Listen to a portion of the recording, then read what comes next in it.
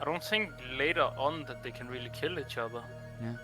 Unless they go for like a 20-second brawl, but I mean, fighting for 20 seconds, then it's not gonna be a 1v1. Then there will be other teammates joining in, Okay. Okay. and then it will probably end up in a 5v5 in the end. That's how it always is with an Aatrox, right?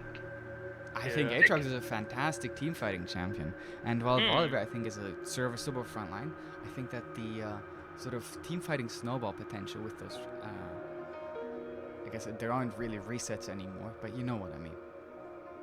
Yeah. That is maybe some. I think in a pure 1v1, it definitely should go towards the Volibear, right? Because it's pretty impossible for the Aatrox to It kill the is actually Volibear. the And jungle top lane. oh wow! And Okay. all of our matchup analysis goes out the window. I mean, it's Yeah. fine. It's fine. It is fine. It's fine. This matchup, Trundle to Aatrox, is kind of Trundle favored. Yeah. Obviously the Aatrox has what's it called? He has his possibilities to matchup. We'll have to do that in the early game though. Hmm. So Trundle will definitely outskate him.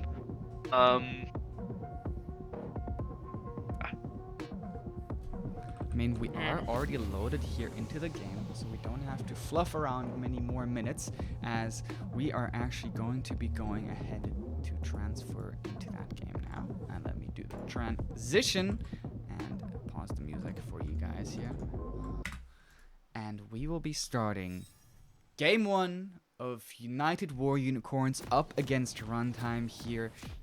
The War Unicorns on the blue side and Runtime on the red, as I'll try to arrange the scoreboard. Let's go. And we will have more time to talk. I think it's 6 already- ADC, by the way, and not the You 6 think top it's 6 lane. AD? Okay.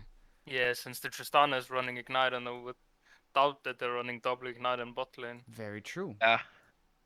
I do think that It makes a lot more sense here. Tyra is not needed, and I think that they should have went heal on Syra if they want to go for the TP on the 6.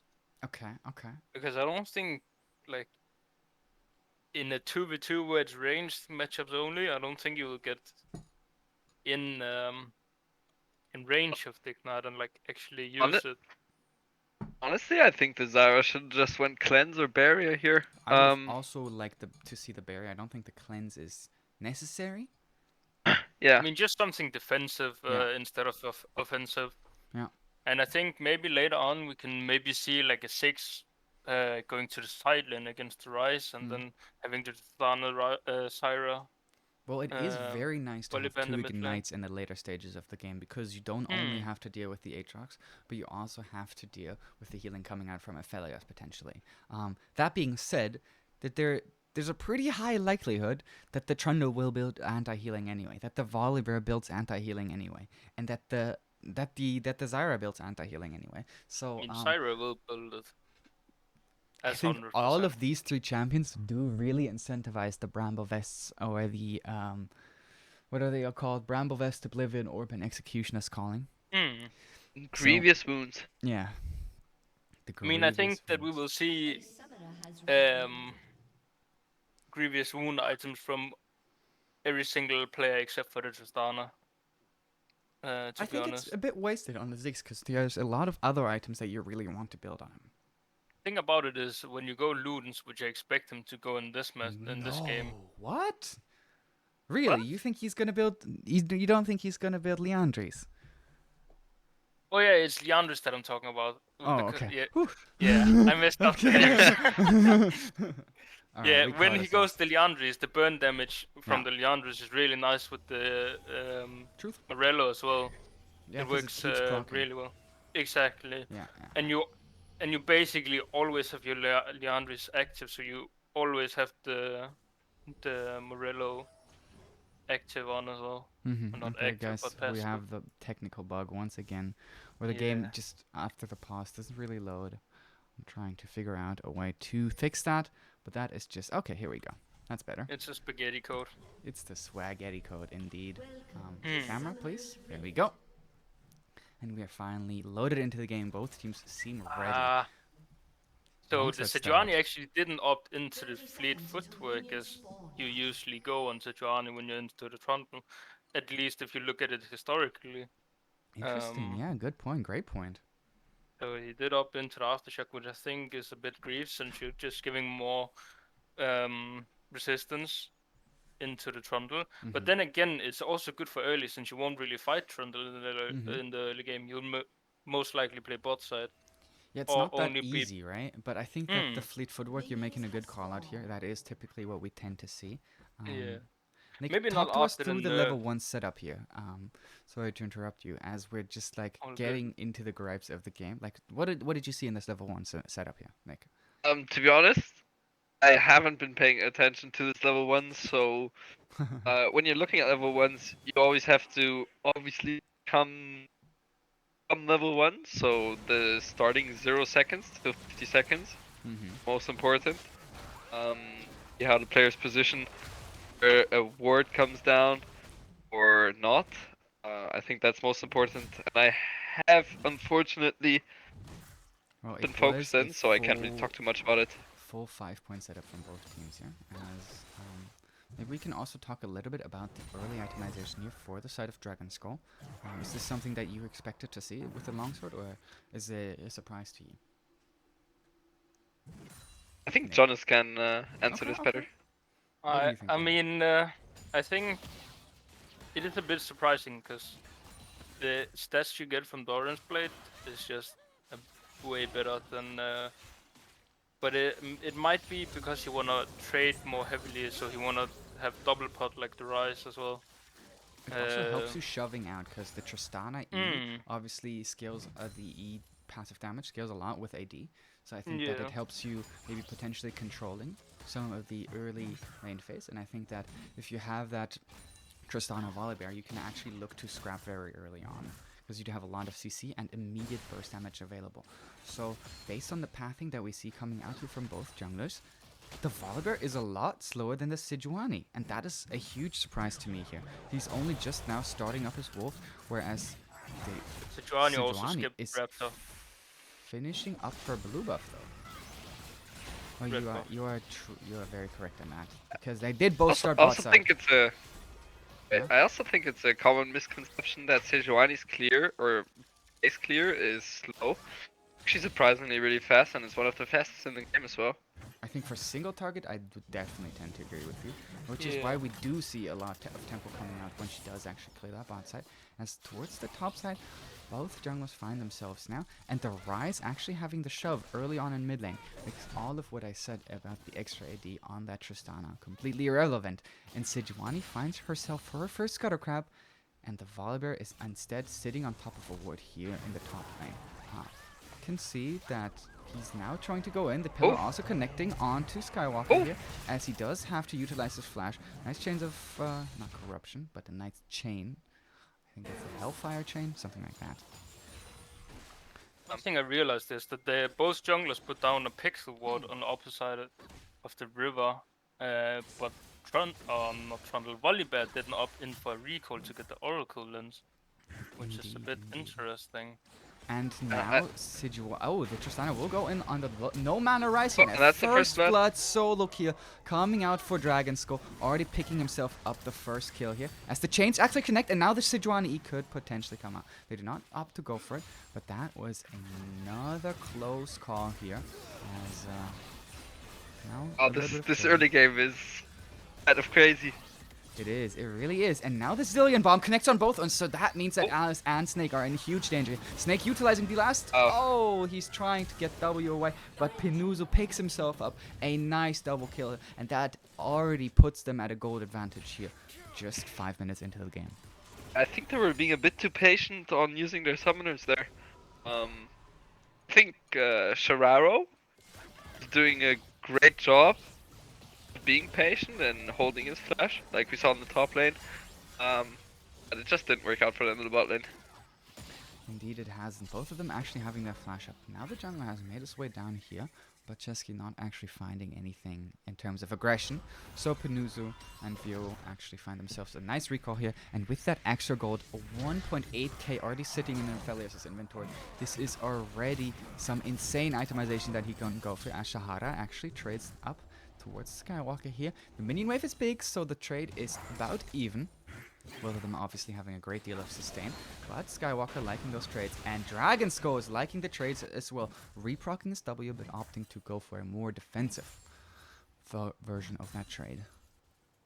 I think Something W we did see in the bot lane was that something we also talked a bit about on draft was that the Cillian E actually helped. This might be a potential solo kill as the chains connect and pull him back. Now the flash is still up for Shahara, so he will be able to walk away, and the Aatrox Holding on doesn't to it. actually use the R as well. So a good bit of patience here from both players. Yeah, as I was saying, something we talked about a bit in draft was that the Cillian E actually helped the Aphelios run up towards the ranged targets from side of UWU, to actually being able to hit them. So And I think a great show of this matchup and Aatrox Trundle is that Aatrox is really just doing a great job in denying the Trundle this early game, which he should obviously because Trundle does scale him.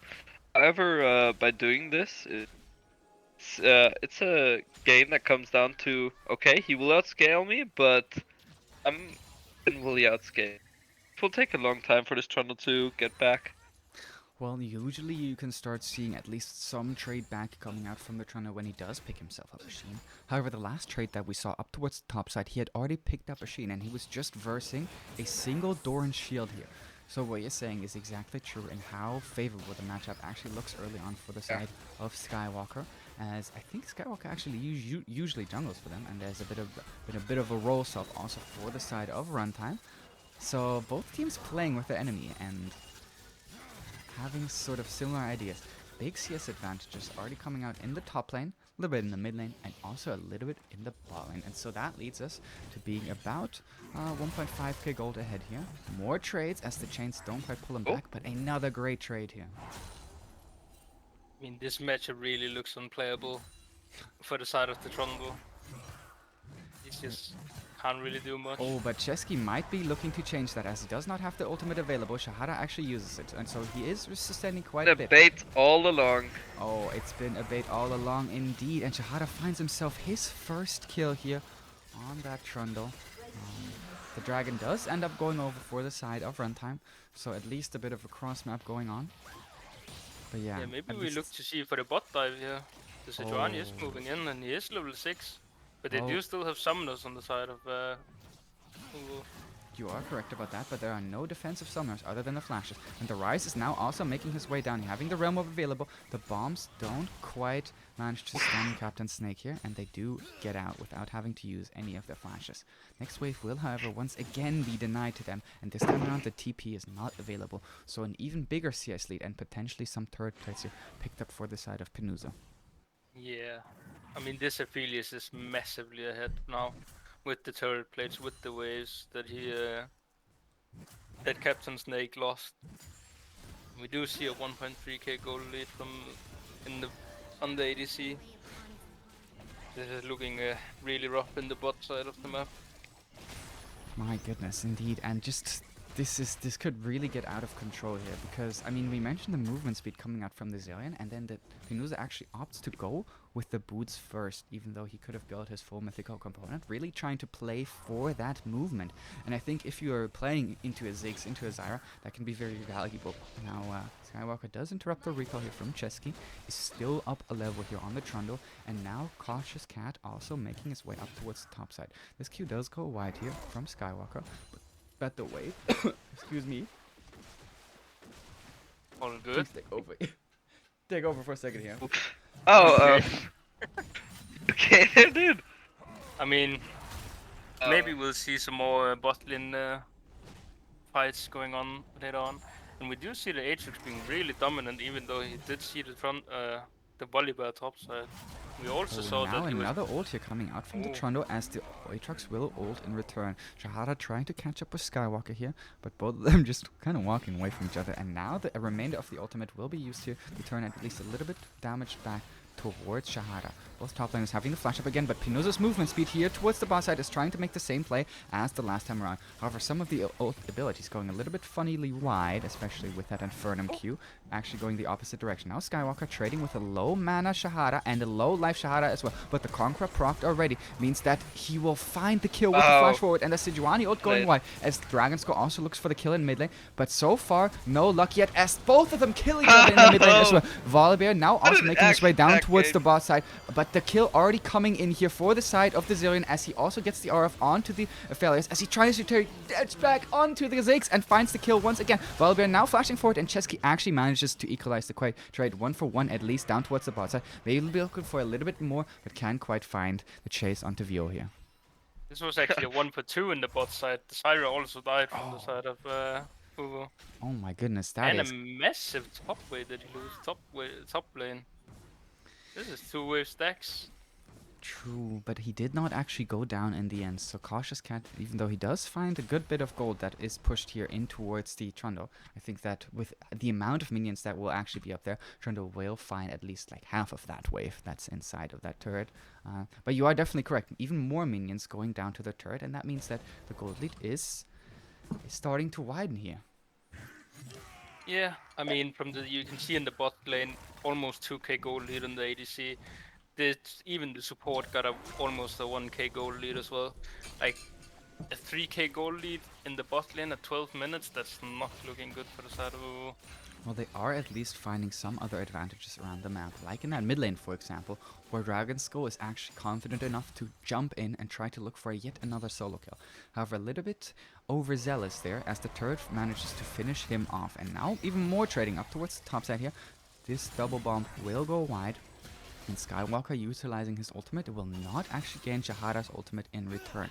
So maybe the matchup is now slightly starting to turn around here for the Trundle. Did we just see the Rift Herald time up? Oh no. Oh no, he used it. He popped the Eye of the Herald because Chesky actually finds his way in that top lane here.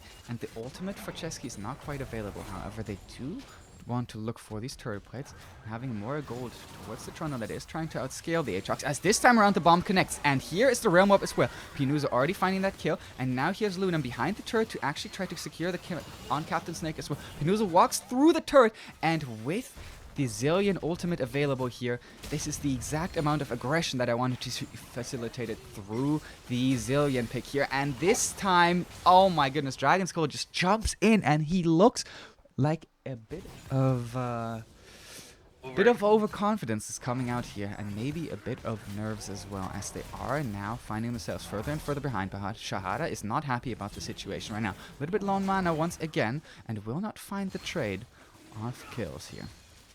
Shahara was actually happy about it. Yeah. Well, yet another dragon does go over for the side of Runtime here, as the next dragon will indicate the Cloud Soul coming available here. You think that is meaningful at all here, Nick? Cloud Soul? I think that side has done a way better job in playing towards their win condition. And now, because of that, they will have a way better objective control, and they're just showing that already. It's really hard for to come back into the game. Obviously because red side just allows them, and the low amount of playmaking possibilities that blue side has, because they have such a low amount of pick potential. Skywalker might look for a solo kill here, as both of them level 10, and here is support jungle to actually try to secure that kill and try to find more advantages. Shahada now finding herself on the wrong side of the lane here, as Vio will pick up that kill with the time bomb. Now maybe another solo kill attempt for Dragon Skull, but he has to flash away from the Everfrost. That does mean that he secures himself yet another solo kill, and even though it was close, he is successful this time around. I mean, that was a great flash to dodge the Everfrost and the Q coming in. That would look really good. I mean, go ahead, Nick. This early game is just so action-packed, and it's great to watch.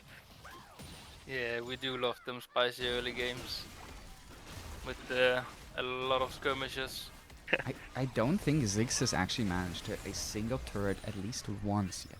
So usually you want to try to utilize the early game Ziggs damage to secure yourself turret plates, and that is how you're trying to convert the advantages. But instead, the attention that they have put down towards the bot side has actually been met with 2v3 outplays coming out from Vio and Penuzo, who are sort of the star player part of this Runtime squad, and so far looking successful as well. The root here comes out for both sides, as the ultimate from Alice is also utilized. Snake having to flash away in the end means that only Penuzo losing his heal and trade for 2 summoners and a lot of So early game pressure. Fabio's just inserting dominance in here. Look at the gold difference. It just keeps growing and growing. Now approaching, it's over 3.5k now. Yeah, it's 400 gold away from 4,000 gold lead. And we have the level advantage as well. Well, the levels on Aphelios are less important, I would argue. Obviously, they are certainly recognizable, but the fact that Skywalker is also ahead in level is maybe the biggest story to tell here. Because yesterday we had talks about how weak side should actually try to sort of neutralize some of the matchups that they do find themselves in, and I think Flash versus top lane, they are demonstrating that even if you go down, you die or you lose a couple of CS, you can still be effective if you just manage to play the weak side correctly. Now Shahada actually hits level 11 and can threaten more attention and pressure onto the Skywalker here, who trades back nicely with a couple of very nicely timed Qs. The pullback also means that both the ultimates are traded here. Shahada comes out the victor on this trade for now, but Dragon Skull does find himself the bot side turret. Oh, Vio might look to find Shahada, but this does look like, oh, nice play. This is as much as it's gonna get. Top lane matchup. Both players now realize that they come to a point where they cannot fight each other. And if they do, then Trundle definitely. And I think Aatrox will is that and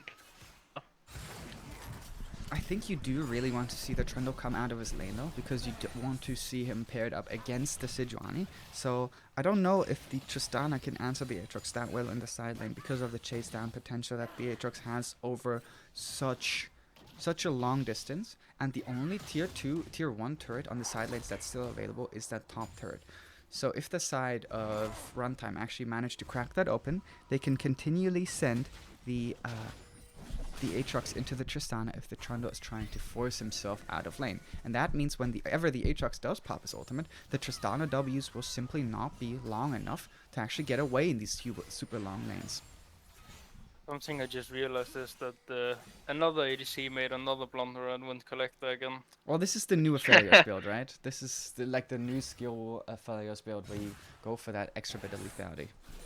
I still think that the LDR will still be better, to be honest. Especially because of the lethality, since you want to pair lethality up with the percentage magic pen, or not magic pen, armor pen. So you can get that armor pen kicking in first, and then the lethality will kick in after, towards the armor of the enemy team. But I mean, yeah, we have seen the Collector a lot on Aphelios and various players, and pro players as well. Objective control that I was talking about. It's much more easier for red side to play, obviously because they're ahead and their team composition allows them to do that, and I think that's what we're seeing right now. Well, they've already started up the objective as well, and with it dropping HP, even the Mega Inferno Bomb cannot manage to secure that for themselves. And now we're on Dragon Soul point for Runtime. Blue team's turret has been destroyed. I would have loved to see hard to do. I would have loved to see from the side of UWU to, instead of trying to like contest the dragon, just go for that mid turret with the 6. Like you have so much kill pressure with the 6W on the turrets, and there's no plate, so the turret is even squishier. I think the only Dragon's going a bit of a precarious situation here as he finds himself versing the Rise. And last time around he did have the flash available, but this time it's not up for him. So he flashes forward. Oh, and oh my goodness, it was up, but he still dies because of the bounce of the Ether Flux here from the Rise, so that he finds himself finally his first unanswered solo kill. Now aggression is turned onto Penuzo here in the mid lane, who Gets knocked back by the Ziggs mine as well, but has the flash and the Zillion R. So he is trying to kite back. Does go down to Chesky in the end, and that shutdown will be very, very nice here for the side of United War Unicorns. Sadly, it goes over to the Volibear, but the assist goal still going into the Ziggs and Zyra's pockets. It do look like that we will see a Ludens from the 6 and not a Leandris, as we were talking about. Well, I guess you were right. Yeah, I guess I was. Even though I didn't want to be right there on that point, but I mean, and the Felius is probably looking towards an IE right now, which I think is also not that good. I think he should have just went into the Lord Dominic's. He probably also had the goal from it, since he just bought us straight up here. But overall, game has been so good so far, a lot of fights. I hope to see the Dragon School will go in for the Lord Dominic's now, and not the IE, just so he can deal with the tankiness from the side of Runtime. Well, that is the question, right? If you do manage to find the Trundle, taking that resistance out of the Sejuani, especially when the Aftershock is proc, they're actually not that tanky. Like, yeah, they have a good bit of HP, but the amount of armor or resistance that's stacked up here for the side of Runtime is pretty much exclusively for that Sedge, as she flashes forward and finds the stun on Dragonskull, who does not have his flash available. And so the two flashes here from the two top side players from Runtime find the Tristana, who is out and about trying to secure Baron Vision. Does get punished for it, and now the Baron is started up here for Runtime. Now the Trundle is in the side lane against Lunam here, both of them having the TP available. Since Flux not quite finding the bounces there. But yeah, the Baron is starting to go down, and no one seems to be approaching it here so far from the side of United Warnicon. Now slowly trickling in as the Baron is at 4,000 HP. Pings come out on towards the Baron as well, as this time Alice is actually walking forward, but the bombs do manage to find the stun. Skywalker trying to walk aggressively forward, is finding himself knocked back by the Ziggs, as the Baron is meanwhile dropping to about 1.5k. TP coming in, not Cautious Cat, actually does not manage to secure himself the Baron, and instead it will be Zillion. My goodness, how did that go over to them? None of the junglers actually smiting correctly, and Cautious Cat just about getting it low enough, and now Lunam finds himself a solo kill as well. This is all going in favor of Runtime here. Dragonskull finally answering a kill here, but this is not what you were looking for here. Baron going over for Runtime. It seems to be over for... I mean, they can still come back. They have a lot of wave clear, so they can probably stall out the game for a long time, and it's not like from the side of Runtime they have the perfect siege comp. I think they actually do, with Onion and Aatrox coming in, buffed up by the Zillion speed. I think it makes it really live. Obviously, the Zyra is a bit of a counterplay to that. I think being this far behind, it really won't. I'll hope to see siege coming. Well, the problem with the wave clear that the side of UWU does have available for themselves is it's pretty magic damage based other than the Trist. And even the Trist struggles with clearing some of the Baron waves. So maybe in the duration of the Baron buffs, those siege advantages can be found for the side of Runtime. But if that is stalled out here for UWU, at least you do have the sort of uncontested wave clear coming out from Ziggs, and the setup may be provided by Zyra. Because we talked about the objective control here for the side of Zyra, and if you're making the objectives your turrets, you can still set up with your plans, you can still manage to find angles and advantages that are not quite as common. But the Dragon Soul will be the next on the menu here for Runtime, as both top laners find themselves up towards the top side, and a 2-level advantage here for Skywalker means that the trade will look pretty even so far. As I say that, both of them ult, and a nice Q here from the Trundle means that the Aatrox is dropping lower and lower in HP. Good trade here coming back from Skywalker, but Shahada finding yet another chomp on towards that Aatrox.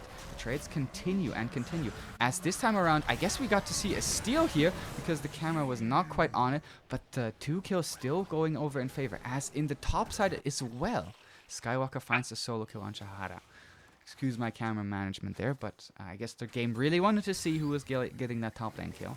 And in the end, I got so surprised that we didn't even get to watch that. But yeah, the Dragon Soul stalled out. Shahara was much of himself. Judging by the way he played, Well, this is just a bit of damage traded, but this is nothing major. As I Ooh, say that, he just gets blown up because of the availability of the Collector here, and another overstep here from the side of Captain Snake. You hate the Collector, but man, did that Collector just do some work.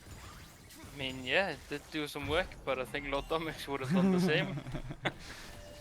Maybe, potentially. But this is, I guess, why Aphelios have tended to like that. And I guess I do really value your perspective, but it's good to see that. Oh my god, does the minion find the auto attack? No, it does not. Now, I have to sneeze, excuse me, and this means that Dragon Skull finds the kill onto Lunam once again. Maybe some kills or maybe some over-aggression. Both teams definitely not without their flaws here. As now Cautious Cat is now not finding that kill here on the Tristana. Dragon Skull managing to stay safe with that rocket jump. Sharara? Shahara really knows what he's doing on this Trundle comfort pick or being 2 levels down on that Aatrox, as we see in that play. Like he and everything well calculated. Well, he did die. It's just really interesting to see how the Aatrox still has no has like no way to answer him, even being 2 levels above. Well, he did As we actually see a just fight get coming the in now. solo kill from the Aatrox in the earlier play around the dragon, where the Cameron did move over. So Shahada actually going down in that play makes me question what you say a little bit. And now a 3-level lead here for the Aatrox as he gets buffed up by the Zillion. So I'm not sure that the Trundle pick is really working out here. And that is even though Skywalker hasn't built any anti here. Like, that is almost criminal here for the side of Skywalker, but still finds himself solo kills time and again, and is actually 3 levels ahead, as I mentioned, as now we maybe see some damage, but as I said, it is the tanks here from the side of both of these teams looking across at each other. Pinuzo not finding the last auto attack here on Alice, has to use the flash, and the Realm Wolf coming in here together with the TP means the action actually sort of dissipates here for the moment, and they're now looking for the inhibitor. Alice, being very low HP, has to walk manually back into the base. Now Cautious Cat finding himself at a similar HP value, but not nearly in as much danger as Alice is here. And so that means that 2 of the inhibitors will go down here for the side of UWU, as they're potentially looking for some kills. Now the Zillion does ult himself. That means that it's not available for Pinuzo. And here comes Dragon Skull to cause some ruckus, but still goes down even though the kill on Pinuzo is found. And we're still now in a 3 versus 4. The main carry not being available for the side of Runtime is certainly important, but neither is the main carry here for the side of UWU, as they're trying to look for the end. Lunam already flashing forward. Together with the help of his team, he's trying to look for these kills, but UWU actually managing to stay alive until actually the first kill goes down here in favor of. Nice dodge here from the side of Lunam, who finds the Ziggs as well. Now it's Shahada up against Skywalker and Vio, and even though they bullied him out of the top lane earlier, he is trying to look for these kills here. The bomb on Zillion means that Shahada will drop lower and lower, but no mana on the Zillion also means that the kill is picked up here, and now we see why the Aatrox might be struggling against the Trundle. 1-man army, this guy. This could be a Baron buff on the side of UWU. Potentially, and they can look to maybe stall out a dragon, and I think whatever objectives they don't go for is what Pinuzo will be walking towards, as it does look like he is prioritizing the dragon here. Mainly wants to just deny that soul point. It'd be harder to deny the Baron, because when you're going up against a team that has so much more gold and just came out of base. Yeah, it came out of base. It would be way harder to fight a 5v5 situation. I mean, the Aphelios is up more than 5k over the Ziggs gear. More than 5,000 gold. That is mental. Mental. Over 5,000. As now Pinuzo is trying to make that gold work onto a Shahada, but this time around a nice ultimate onto Cautious Cat here. Means that the resistances are just not there, and maybe a kill here from Snake. Oh! As the long-range artillery damage together with the Trundle ultimate means that the Sejuani burns down so quickly, and even though he does have the Ludens, he finds the burst damage here, maybe because of the Ludens even. As now Lunam also being granted that level 15 means, I mean, I blinked and the dragon was dead. This is really, really good for the side of Runtime. mainly because that means that the Elder Dragon will be available a lot sooner.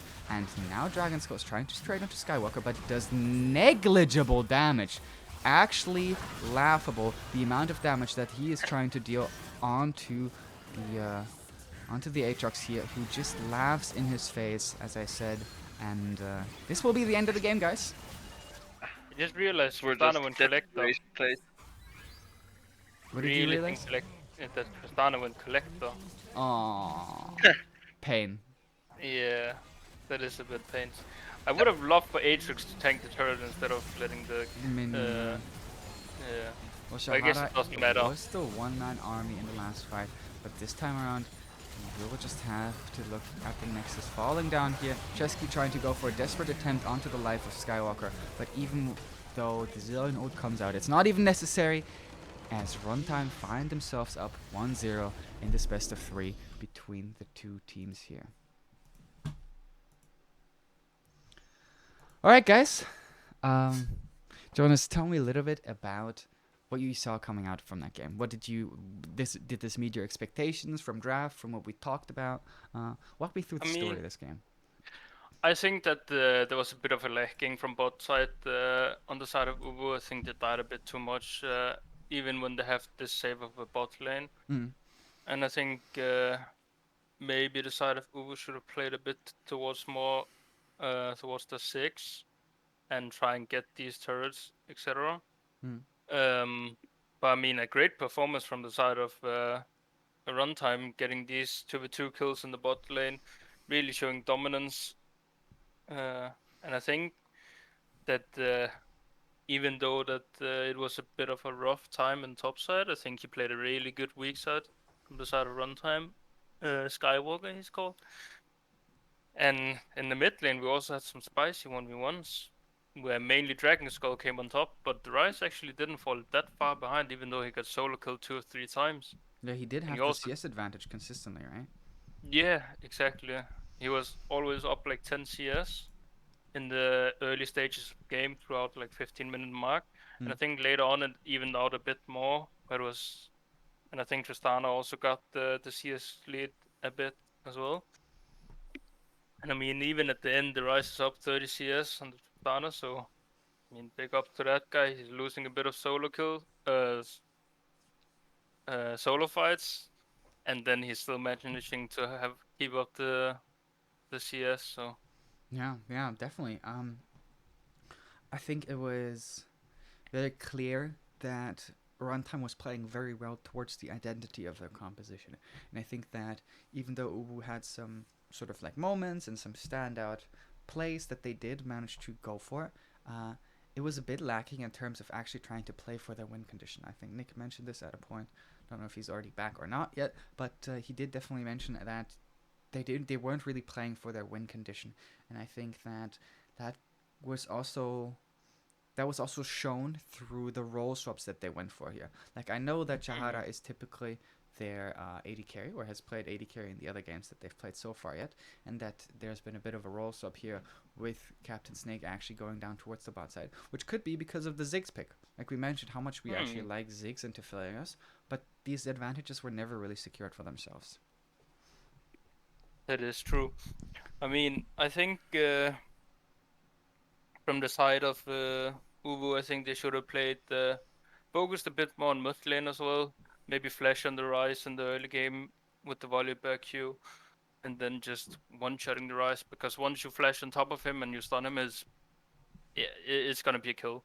Yeah. And if you can force his flash, and then you can run up behind him, come from like the Raptor path and the blue side jungle path, and then just run up on him, I think it would be a kill as well. So some of the pathing is what you're trying to focus on. What are some of maybe the draft related things, or some of the more general things that UWU could be looking for in that next game to secure themselves? I mean, not first pick for Volibear, in my opinion. I think Volibear is a really awful champion at the moment. He's not really a meta pick. But again, as we saw yesterday, so it might also just be because of comfort. Yeah.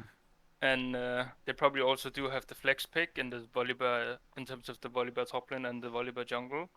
So that's probably also why they picked it this early. And I think that the Tyra pick is also a bit too early. If they pick like a Leona or a strong side support, like the Leona, the Nautilus was banned, so we just can't pick that. But the Leona, for example, or the Thresh even, and then play with the 6 Volibear, Thresh, Leona on the bot side, I think that would have helped them a lot more. Okay. Even though they do see the Aphelios picks, and Leona want to go in, and Aphelios want people to go into them. Um, and then from the side of runtime, I think once they first pick Volibear, I think it's fine to first pick Aphelios as well. Then you already know that, like, you either say, okay, Volibear is gonna be useless, or you say that they will pick a team comp where they have to run into you. And then the Sejuani, I think it's very safe. It's just a beefy front line. It's a lot of CC, and you can really protect the Aphelios with it. And I think the Stillion was really good as well to give when they pick double range in the bot lane, just to give the Aphelios a bit more range with the move speed buff that he kind of lacks if he doesn't have it.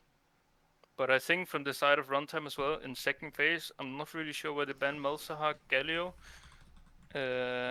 I think they should have, since they already picked double AP, so it's, in my opinion, it's either they're gonna pick an ADC or they're gonna pick 6 support, not 6 ADC, and then they will pick an AD mid laner. Otherwise, they'll just have too much AP. So I think that those are really questionable bans. They could have banned the Trundle here, so the Sejuani doesn't have the bad matchup. But other than that, I think overall it was really good. Would you like to see UWU maybe going for blue side, for red side instead, or do you think that blue side is usually king? I mean, it depends on how you want to draft. Because if you want the Volibear, then you shouldn't blind it on the blue side. But if you want to, on the red side, you can do the Volibear after you've seen some picks. Maybe on like R3, you can do the Volibear. Yeah, okay, well, I did just get confirmation that UWU will be electing to go for that red side. Does that maybe change up some of the ban priorities that you see?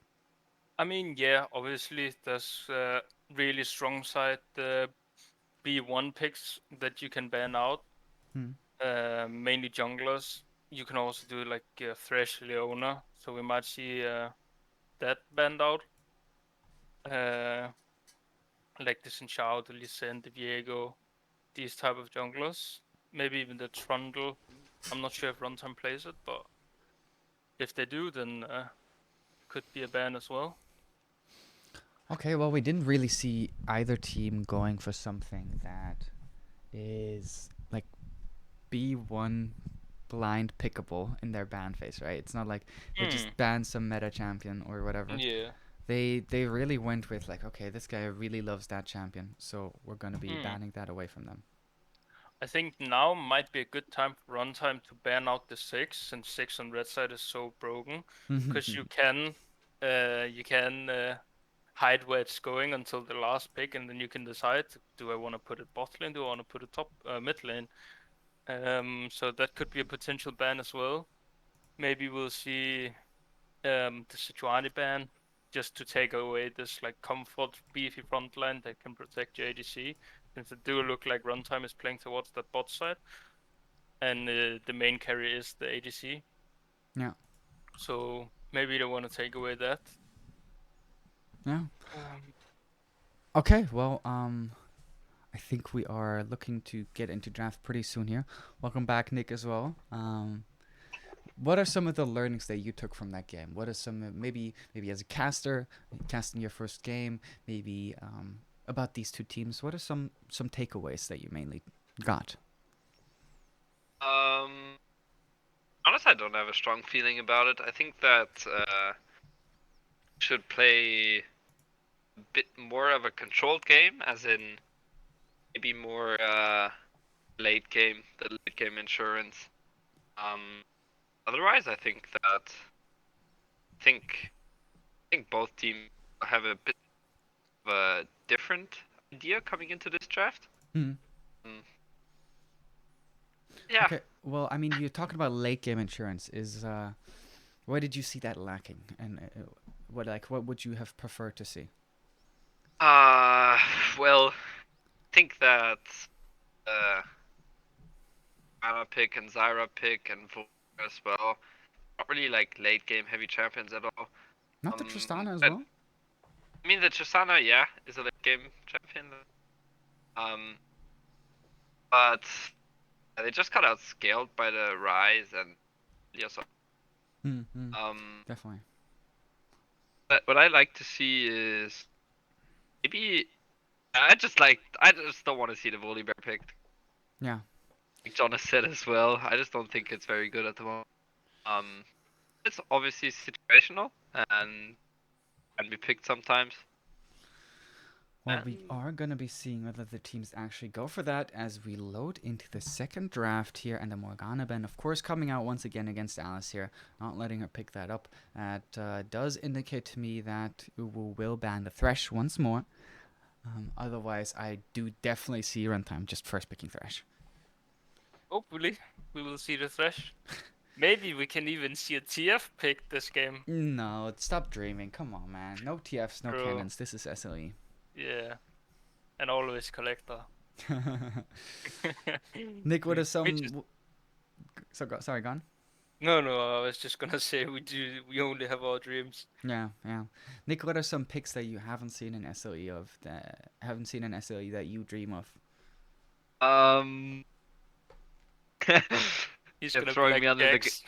throwing Okay. me under the gun, but I would say Okay. Jax. But we have seen a Jax already come Okay. through. Actually, I don't remember from which exactly it was, but I do remember there was a Jax. Um, Uh, obviously being a Jax main myself, a bit of a Jax enthusiast. I'd love to see that come through. mm-hmm. But it's very hard to get him through. Yeah. Um, What are some matchups that you think Jax is really good into? I think Jax has a lot of great matchups actually. Okay. Has very few unplayable matchups. It also comes down to how well you can play him, Mm-hmm. and I think in this level of play, very hard to execute. Um, it's, it's a kind of common misconception that Jax is an play champion, because he has his Q and his E being O, dodge every out attacks, Mm. all out attacks. Um, very simple champion. I agree, it is a simple champion, but it's not very easy to play. I think the matchups are very hard. All all require a lot of experience. And pick coming through really early is Yeah, yeah. interesting to. Well, Caitlyn is a champion that Shahada has actually played the first time around as well, and I think the most interesting part of that is that the classic Caitlyn Morgana isn't even available for them here. So they will they will look to probably go back to that Caitlyn Seraphine, which I think they've also played. Might have been a different team. Could be mistaken on that, but we have seen Caitlyn and Seraphine come out together at some point. Ooh. It's a very high range bot lane here. Mm, If they do opt into that surfing support, it can still be flexed and obviously. true, very Um, true. sadly the AD carry flex is gone. Um, rather bot lane flex, I guess. Senna would be an piece. Um, I think they should have left AD carry open, to be honest. Um, Well, going with the oh, Samira Rail, I think this is actually a pretty good answer into Caitlyn Seraphine from the side of Runtime, because I think it obviously loses pretty hard in lane, right? But like there isn't many things that don't lose pretty hard in lane to that Caitlyn Seraphine as they are so oppressive. But in the later stages of game, and especially like in mid game, there's basically nothing for Caitlyn Seraphine to do against these two. well, it's obviously they will have to play with their range, right? Yeah. As well as in lane, as well as in it's, Hmm. and I think that's very easy to do, especially with that Vi pick, that strong front line. Hmm. Um, so the only really thing for them to do in this game is probably aware of this now and maybe the Ralph flashes. But as long as that rail flash is down, I don't think they have a lot of worries coming. And I think they should do in this ban phase is ban out strong dive top laners as well. I don't think the ban is Strong dive top lane. Did someone say Kennen? optimal. Like, how perfect would this be for Kennen, by the way? How perfect would this be for Kennen? You just go Kennen Oriana here, and, like, you GG for the side of runtime. Like, it'd be so nuts. But yeah, one man can dream. We are seeing a rise ban here, which I think is understandable, but maybe also a little bit curious, as the Rise did find themselves on the losing end of some Poppy ban? I thought they had the Poppy player. I thought not Cautious Cat was like Maybe it's for like, so they don't count this in Xiaoyi, the real W, Samira, etc., yeah. etc. Oh, true.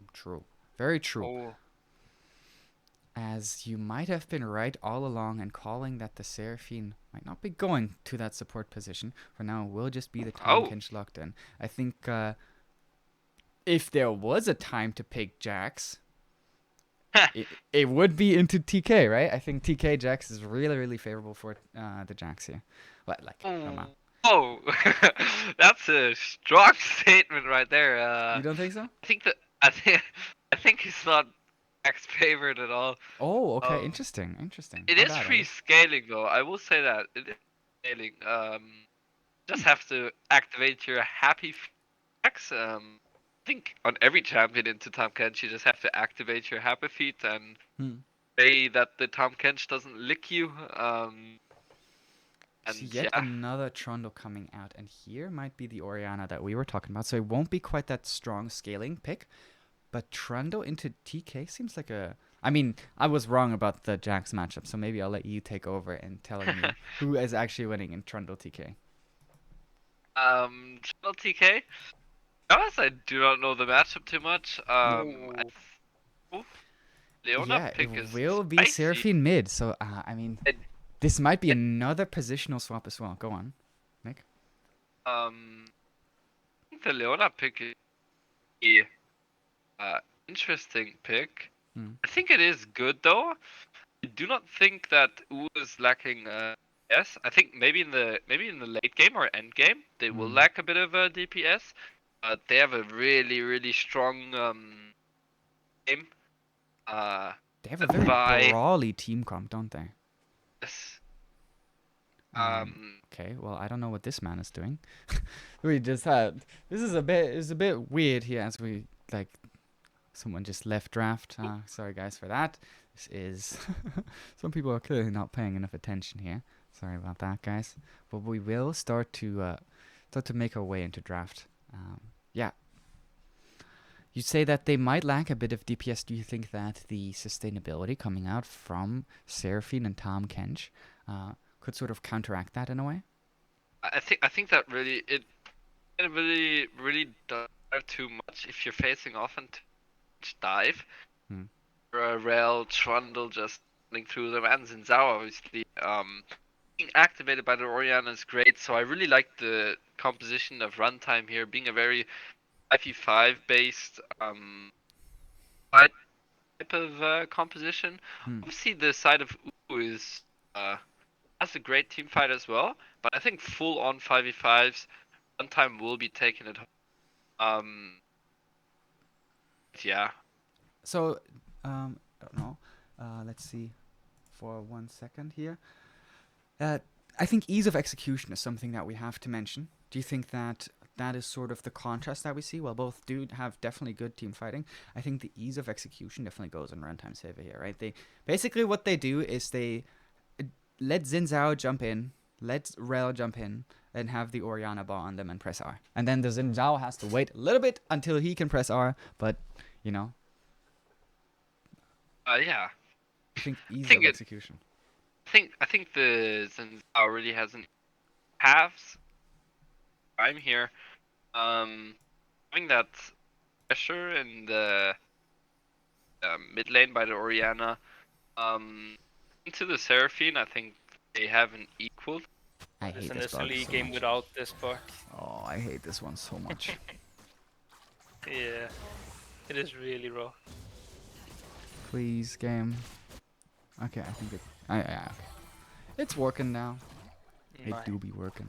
As Shahara is now also finding herself without mana, so the auto attacks coming out from the Orianna tend to be a little bit more potent than the average Seraphine auto attack. However, the area is available here for Seraphine.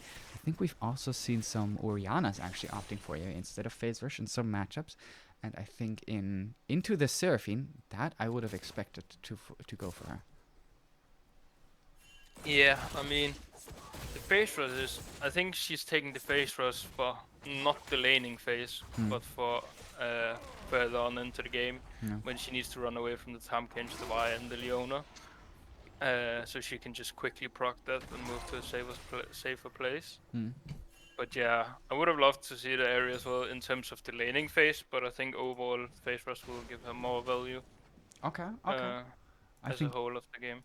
yeah, I think you definitely have a point there. And not just against champions that slow you a lot, but like just the ability to get around team fights, to reposition yourself for shockwaves and things like that is certainly very, very valuable inside of the later stages of the game. I think Aerie has obviously its uses as well. That is undeniable, of course. Yeah. As I love the sound effects on that Tom Kench skin, by the way. I think it's a beautiful Tom Kench skin. Yeah, I mean, right, do some really good skins, and some not that much, but Yeah. The Riot Balance team and the Riot skin department might not be on the same level of quality, I have to admit. yeah, that can be agreed on. But I That mean, looked like an interesting Caitlyn W going right through Samira's W. So Caitlyn Q rather. Piltover Peacemaker, I believe it's called. As yeah, pulled over something at least. it looked like it went right through that Samira W, but it I think didn't maybe she obviously. stepped out. It's like a tiny bit. Yeah, might have been the camera and the way that I looked at it and like Hmm. something along those lines. But the action of the early game has certainly calmed down. As I say that, Skywalker looks for yet another trade, and that means the Dragon Skull will ulti him back into the turret. That does force out the flash as he's trying to heal up after the W also coming out here. Now he will utilize his own ultimate, and that will force Dragon Skull's flash in return. So both flashes and ults here traded up towards the top side. Skywalker finding himself with less mana, but Dragon Skull with less HP. And that means that Chesky sees the opportunity to actually try to turn on towards the dragon here. TP obviously being available for Skywalker means that this is a bit of an oversight and an overstay from him up towards the top side. If he takes the winning trade, recalls, gets the mana and TPs, this is certainly a dragon that can go over in their favor, but instead UWU find themselves with their first dragon. Yeah, I mean, I think it's very predictable that Uwu will get the first dragon with the Prow in the mid lane and then the Prow in the bot lane. Now I think we Luna reached. has go on. I think we reached a state where in the mid lane it's mainly just Seraphine one-shotting waves and then Orianna like two-shotting waves. Well, Cautious Cat actually is behind Shahara here. Utilizes the wind becomes lightning, so will not be able to ult her back immediately. But the trade certainly looks pretty in favor of Cautious Cat here. As I mean, that is without question, right? But Yeah, I definitely think forcing the flash is very nice. if you flashed up the Seraphine, then maybe. Oh, engage here from the side of Penuza and Vio as they're I see. ulting back Alice, and they both have level 6 advantages here on both sides for both of these players here. But Penuza's ultimate means ultimately nothing, and so the summoners traded here between the support of Runtime and the AD carry of. I think that does go in favor for blue side. I think the dash off of the carry. When they're looking for yet another engage, and Oh. Alice is still not level 6 yet, Here so we go again. she will have to burn her flash, and Penuza already having his ultimate back available. Because Seraphine, Samira rather, obviously has extremely low cooldown on that. But there is nothing for them to take here. No turret plates because the jungler isn't there. All they find are 2 controllers here in that dragon pit. I mean, they'll take that gold for sure. As It is What 30 else are gold there? around that, so yeah, it's nice in your pocket. It's 2 minions, so not too shabby. definitely not wrong about that one. But yeah, this has been a pretty slow-paced start to the game. definitely different from what we saw out in the first game, where both teams are starting to respect each other a little bit more. And now Dragon Skull and Skywalker are trading once again as both of them ult each other. But the Tahm Kench shield is dissipating, so this means that one more auto attack will finish the kill. And now Cautious Cat also finds the mid lane. He does go down at the turret up towards the top side. So a 2-for-1 across the map, and we're now looking at a 3-3 kill score, as Chesky has something to say about it. Vio obviously not having the flash available means that he will get stopped here, and the rest of the engage will come on towards Pinuzo, still having his flash, and it will be utilized too late, and so he will just go down to the gank of Chesky here. I mean, beautiful stuff around the map. The 1v1 solo bowler in the top lane, they both get the kill. A bit unfortunate from the side of Trundle that he got eaten into the turrets, so deep into the turret. But I mean, they both got the kill. The Trundle got the slow pushing wave into it, I'm pretty sure. As it looks like on the map. Yeah, it is slow pushing, it's gonna slow push. And on the side of the bot side map, then we do see that the side of Runtime, they lost a massive minion wave on the side of on the Samira. Like, he lost 2 waves on that. And of course his life as well. His flash, his life, his heal, and 2 minion waves. So even though we saw big advantages coming out for the side of Runtime in that bot lane last time around, they are going in favor of UWU this time. Now Dragon Skull and Skywalker continually trading, and this trade looks a lot more in favor of Dragon Skull here, as a nice stun means that the W land will also be guaranteed. Now into the turret here goes both of these top laners, as barely Skywalker survives with just a sliver of HP. I think Skywalker is really in with fire over here, it looks like. And we were talking about with the happy feet, if you do not dodge those licks, it is kind of doomed. And I think that goes for every single... Oh, TP here coming in, so this will be a 3 versus 1 here, as they stop the Trundle, they stop the W rather, from the Tahm Kench, and so he will just be a bit of a sitting duck here. Takes quite a while. Trundle also ulting him over the wall. That is actually why they don't end up falling here for the side of not Cautious Cat, not having to burn a summoner as well. So close stuff up towards the top side, but good proactive move here, using the TP of their own laner, and then the priority that Lunam had secured for himself in that mid lane, picking up a little bit of CS, and actually finding some advantages where maybe we would not have necessarily expected them. Do you think that the Trundle using his ulti is actually not that good? Just from the side of him, because now Tahm Kench will have the ult advantage. But for sure Cautious Cat would have died then, and he doesn't even have the flash available. Because the resistances you take away from that Trundle, especially like looking at his items. You think he would have died? I mean, I cannot guarantee that, but I would have thought so. So I definitely like the idea of ulting over the wall. Yeah, you don't have the immediate kill pressure 1v1 once again, but Lunam has TP available, so if it ever comes to a fight, you just concede a couple of minions beforehand so that the wave pushes into you and actually have the Orianna TP into whatever fight happens. As I say that, she will actually PT down towards the bot side, Vio already being very low, and Snake not quite actually finding the kill. Q also missing, so the Piltover Peacemaker does not secure anything. Pinuzo extremely low, and so will go down to Alice in the end. Now they're trying to go for a 2-for-1 and trade instead, as they do manage to find themselves that Shahada also TPing at the back end of that team fight, but it's just a slight bit too late, still having the Seraphine ult available. And here is why the Trundle might not be in as big danger, because the ultimate is about to come back up and he had the defensive pillar available that puts enough distance. Now that 2-for-1 does mean that they have priority over the dragon here, as Vio is just looking over the wall here. Cautious Cat not having the smite available means that he's letting Lunam secure it while he tries to take up the pressure in the front lines here, and with a nice Crescent Guard denies all of the Seraphine damage that could have potentially come out. Chesky being extremely scared and not actually wanting to opt for that fight in total, which is very surprising. Not sure why he opted to go walk back and not in. Oh, but this time around, Skywalker might be in danger here, as all of the damage early on lands, but nice flash here. So he does. Didn't have enough this Trundle. He didn't learn his lesson. No.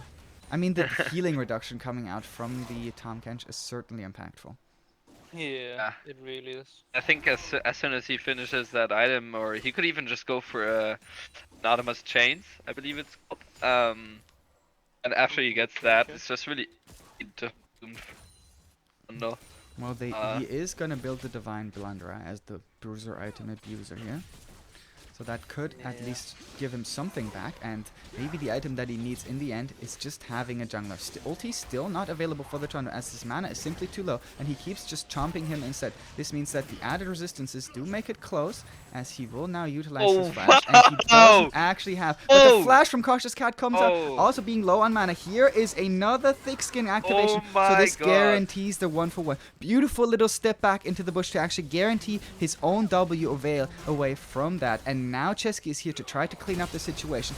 Trades going over in favor of UWU. As I say that, bot lane turret does fall, but so will the Caitlyn here for UWU. And now Pinuz is trying to chase this kill, and with a flash from Vio, does guarantee the boop backwards, and so Mistress Alice will also drop to Pinuz. So even though the turret does go over, it's a 3-for-2 across the map.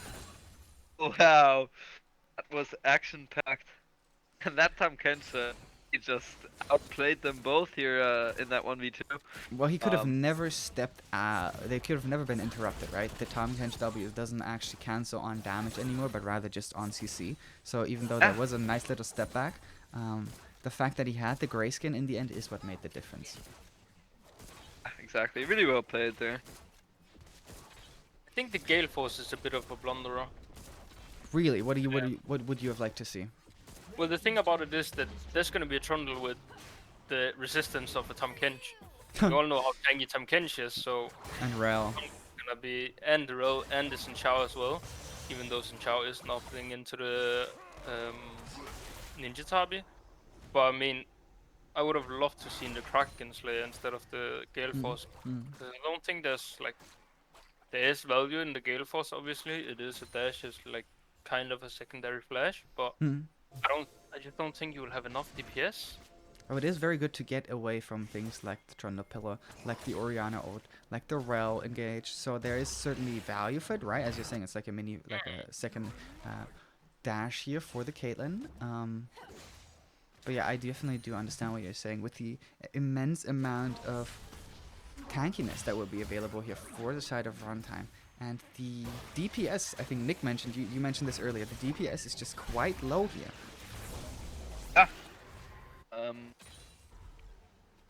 This comes down to execution at this point. I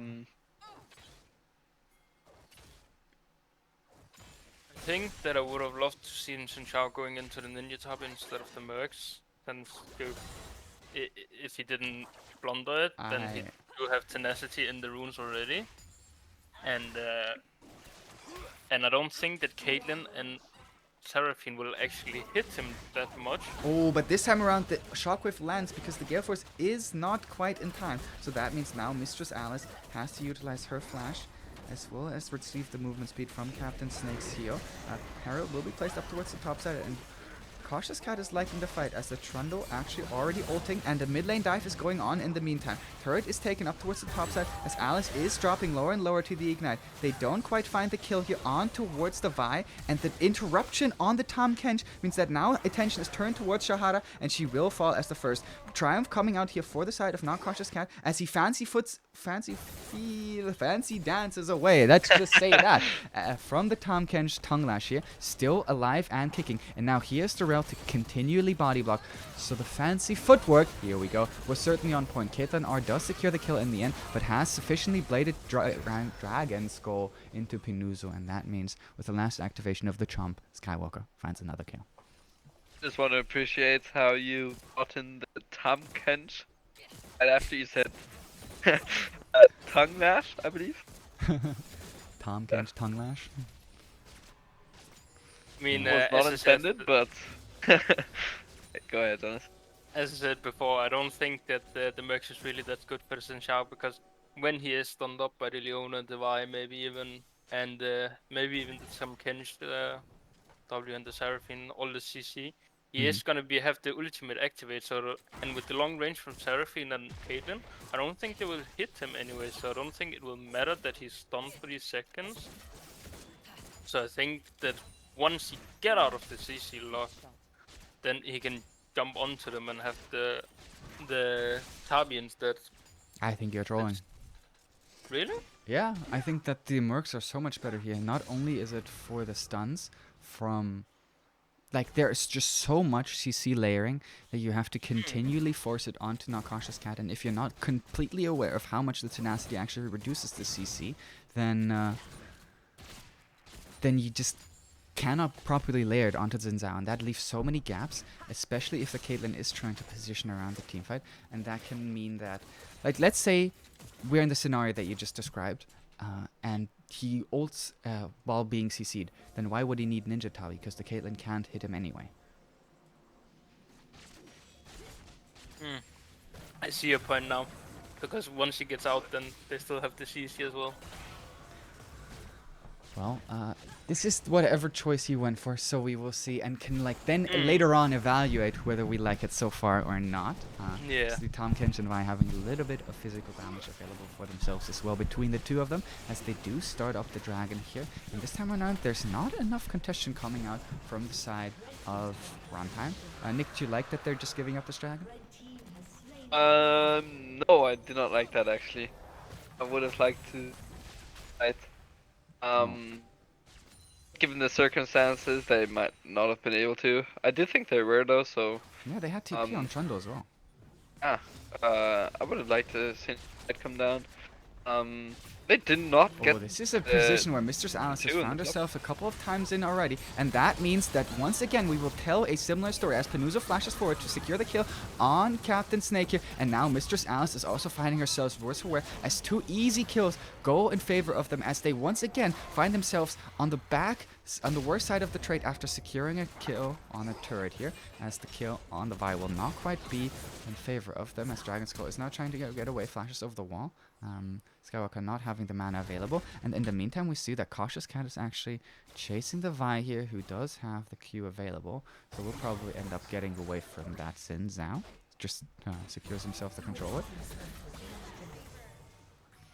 I think Pinus maybe listened to the stream, since she isn't going collector. Wow! Love. Thank God she's not doing it into this tanky team. I mean, you cannot possibly co-collector here. Like, yeah, it's good against Seraphine Caitlyn, but that's not really your job. Like, your job is just to stand in the middle and deal as much AoE damage as possible, right? Yeah. Well, we do have some Sinners, but we apparently also have some Saints here amongst the lines of the SLE 80 carries. And Penus really, I mean, I set it up before we got into the first game. He's like the star player of the team, right? Everyone plays around him. He goes for these like turbo aggressive plays all the times. Sometimes he falls flat on his face. I think Viewer is someone that is trying to facilitate him in that, and even though they did struggle a bit in the opening tournament, I think that the continuous aggression that they're going for is certainly paying off most of the time, right? Flipping the coin, Nick, how do you feel about that? I love coin flips. Yeah. I'm a top laner. So, being real here, I just wanted to point out that I think Luna might be in some danger here, as I sadly have to interrupt you here. be a Utilizes the solo flash to kill. get away from the tongue lash, Oh. and so with her own ultimate, she will be able to walk away from that, but losing her flash. what I wanted to say was that I think that Tom Kench should have built chains here. Mm-hmm. Just because those aren't actual base resistors, the Trundle can't steal that anymore. So you are only building HP. And no actual defensive stats. So I would have liked to seen the first item chains come out. Well, once again, another engage from Vio here as they find Mistress Alice caught once more. The turret is dead in mid lane, and so that means that there is no immediate safety available for Alice, and Vio will pick himself up that kill. As if I know the kind of player that Penuzo is, he's malding a little bit about not getting that kill. This rail is just really aware. I think she's doing a great job of strength. Yeah, she's really continuously forcing the issue on towards the Leona, who doesn't oftentimes have the ability to get out of place, right? Leona being probably one of the best engaged champions, as I have to talk about the fact that they're starting up the Baron here. There's still a ward in the pit here, and the side of Runtime doesn't actually have a control ward, so Vi could certainly be looking to go over this wall. Vio does try to take matters into his own hands by flashing and actually stopping the Vi from getting over the wall. We talked about this man before. Now a nice devour from Tom Kench will mean that the Vi doesn't actually get ulted by the Orianna, but everyone is just flying over the wall here from the side of Runtime, and they find kill after kill after kill, and the wild charges here coming out from Samir will just keep on securing those advantages. Another ultimate here from the side of Pinuza to try to secure it, but he does end up falling to the Seraphine Leona combo, so they do manage to pick that 80 carry shutdown up for themselves, as maybe Skywalker is looking for Shahada under the turret. Not a lot of CC still available for these two members that are still alive of the UWU squad, but the Baron and the 3 kills is only being traded here for 2 kills for the United War Unicorns. We will get to a game 3 here, I believe. I doubt that. No. Runtime who picked is themselves the- up their first win. So Yeah. the blue side actually... Blue side is Runtime. But But All the good, all good. one blunder I just spotted again was the Ludens from Orianna. I think it should be Leandris Ah, as well. I agree, very question. Just because of the high HP, like everyone's lacking HP except for the Caitlyn. I think talking about VP here, well, is definite asks box. Last game we didn't really see any of their solo laners popping off. I personally I'd give it to the rail. I don't know. How about you guys? I think Rail is doing a terrific job so far. I mean, just the securing of like the engage and the fact that he stuns up Vi at the exact millisecond that it actually has to happen was definitely like something very impressive to see. And now Shahara might find herself in a lot of danger as the Seraphine just gets 1-2 comboed here by the Orianna, already having that level 16 available and just bursting Seraphine down. I guess this is why we go Ludens, so we can burst Seraphine. But what do you guys takes on the Leona going Sunfire instead of Locket? It's too expensive, especially when falling behind. Yeah, I think it's... Oh my god, this is why you go Ludens. Ludens best Yeah. item confirmed. I mean, the Sunfire Ludens just is has- also good with the Zoxios as well. It gives Yeah. so much pen. Yeah, it does. And I then hope when to you pair it up with a Void Staff as well, then... Yeah. Just one-shot everyone. Nick, what did you want to say? I was gonna ask if the Sunfire is just as much of a cost as Lock.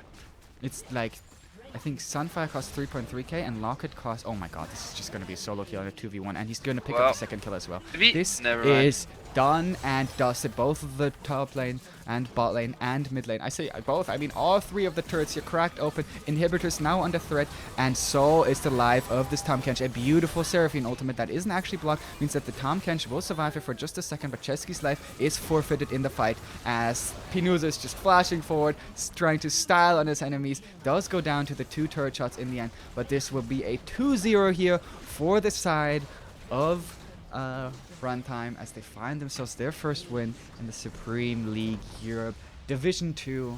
Congratulations here coming out. Really, really good to see.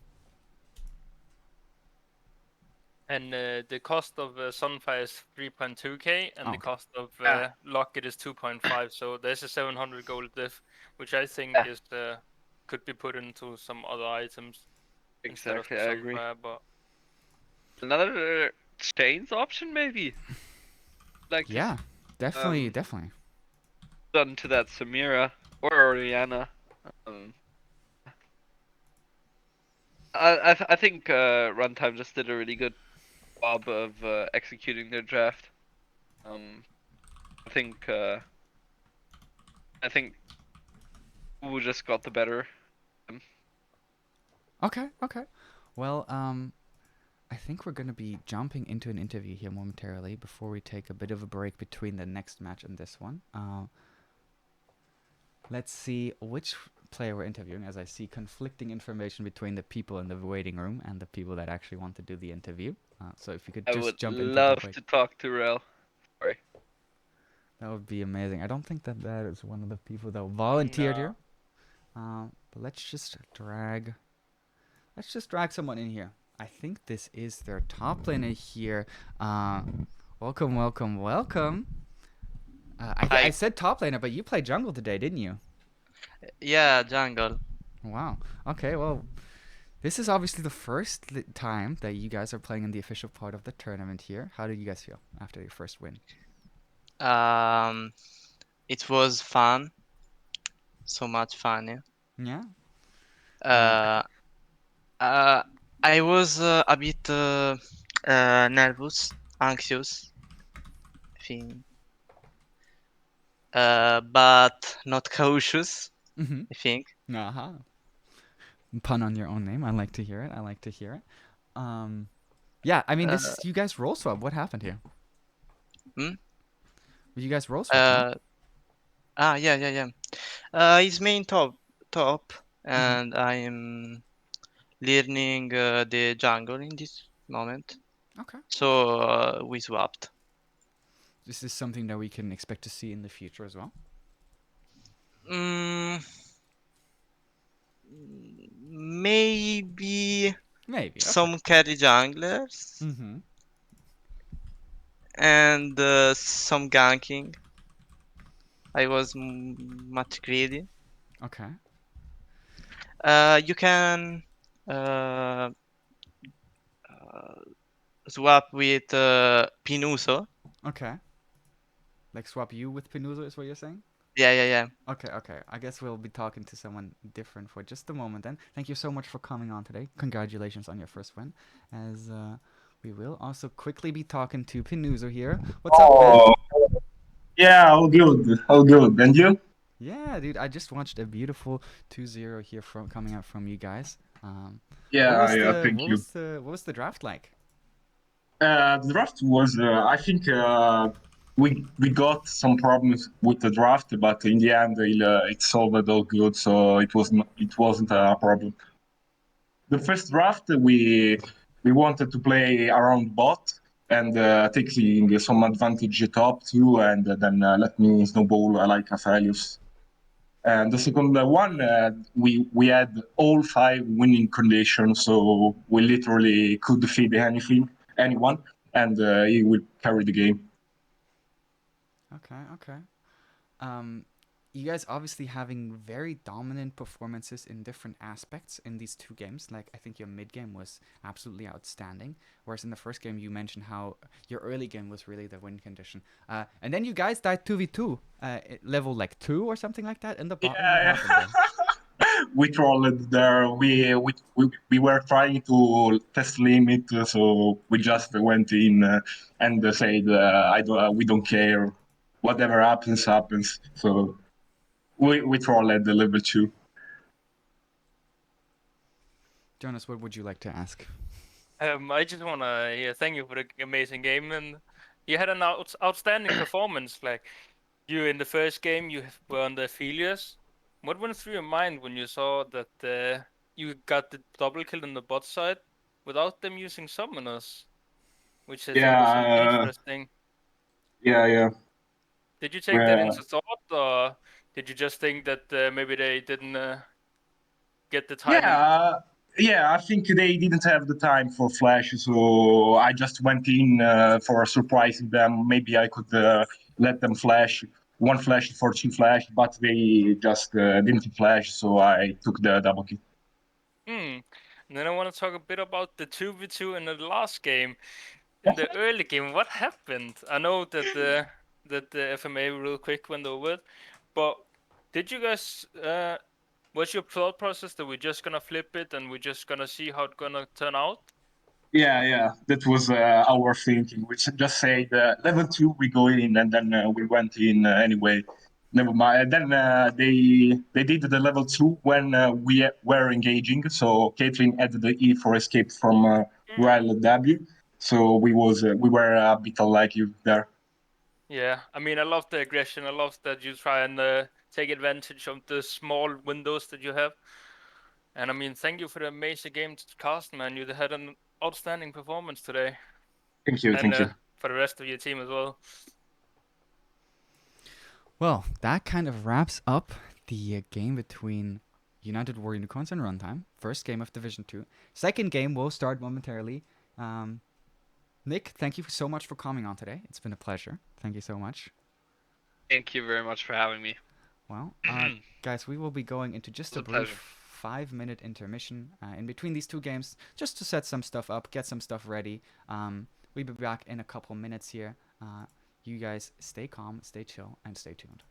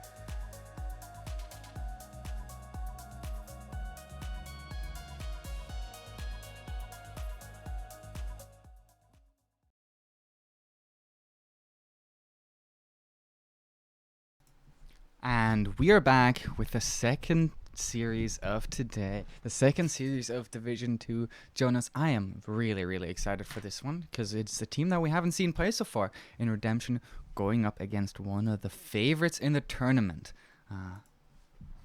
Yeah. Yeah, it's gonna be exciting to see what the side of Redemption can deliver, and I hope to see that because they are kind of a underdog team, they got created really fast right before the tournament started because there was another team that got disqualified. So they haven't had a lot of time to really get these scrim games in and stuff like this, and really practice a lot. So it's gonna be interesting to see if they can out pull it out today, or if they're gonna crumble. Yeah.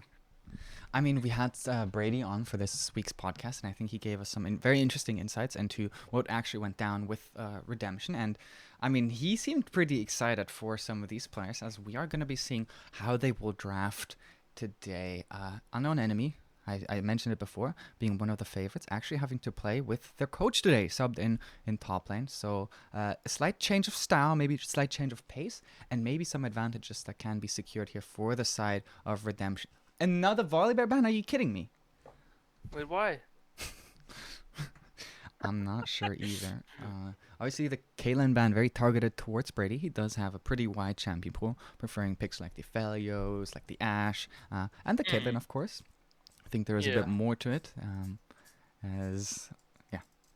We will see what the ban priority targets. I think the Echo ban here is definitely warranted, especially with the recent jungle bans. Ortega's Ari, this guy, we mentioned it in the I think it was not the opening game, but the test game, the test stream where Ortega played.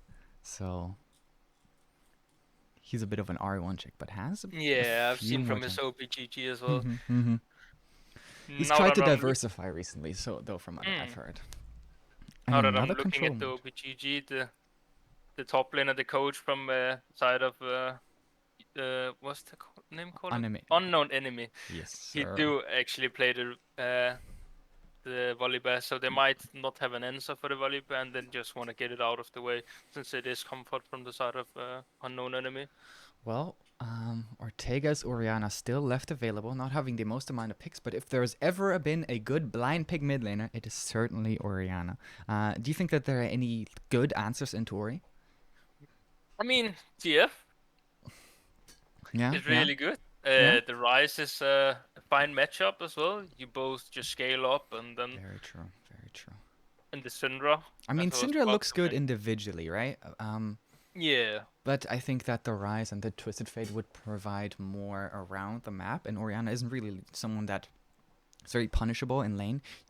Usually, we have to see whether Ortega plays the champion that way, or whether Wengu, who we've hyped up as pretty darn good player so far.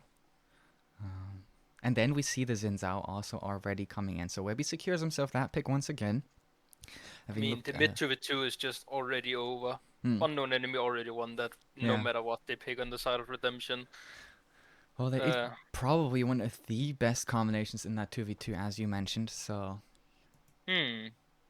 Yeah, I mean, this Trundle pick, maybe we'll see it from the side. I think Trundle is very good, and I know that Uncertain also does really like that pick.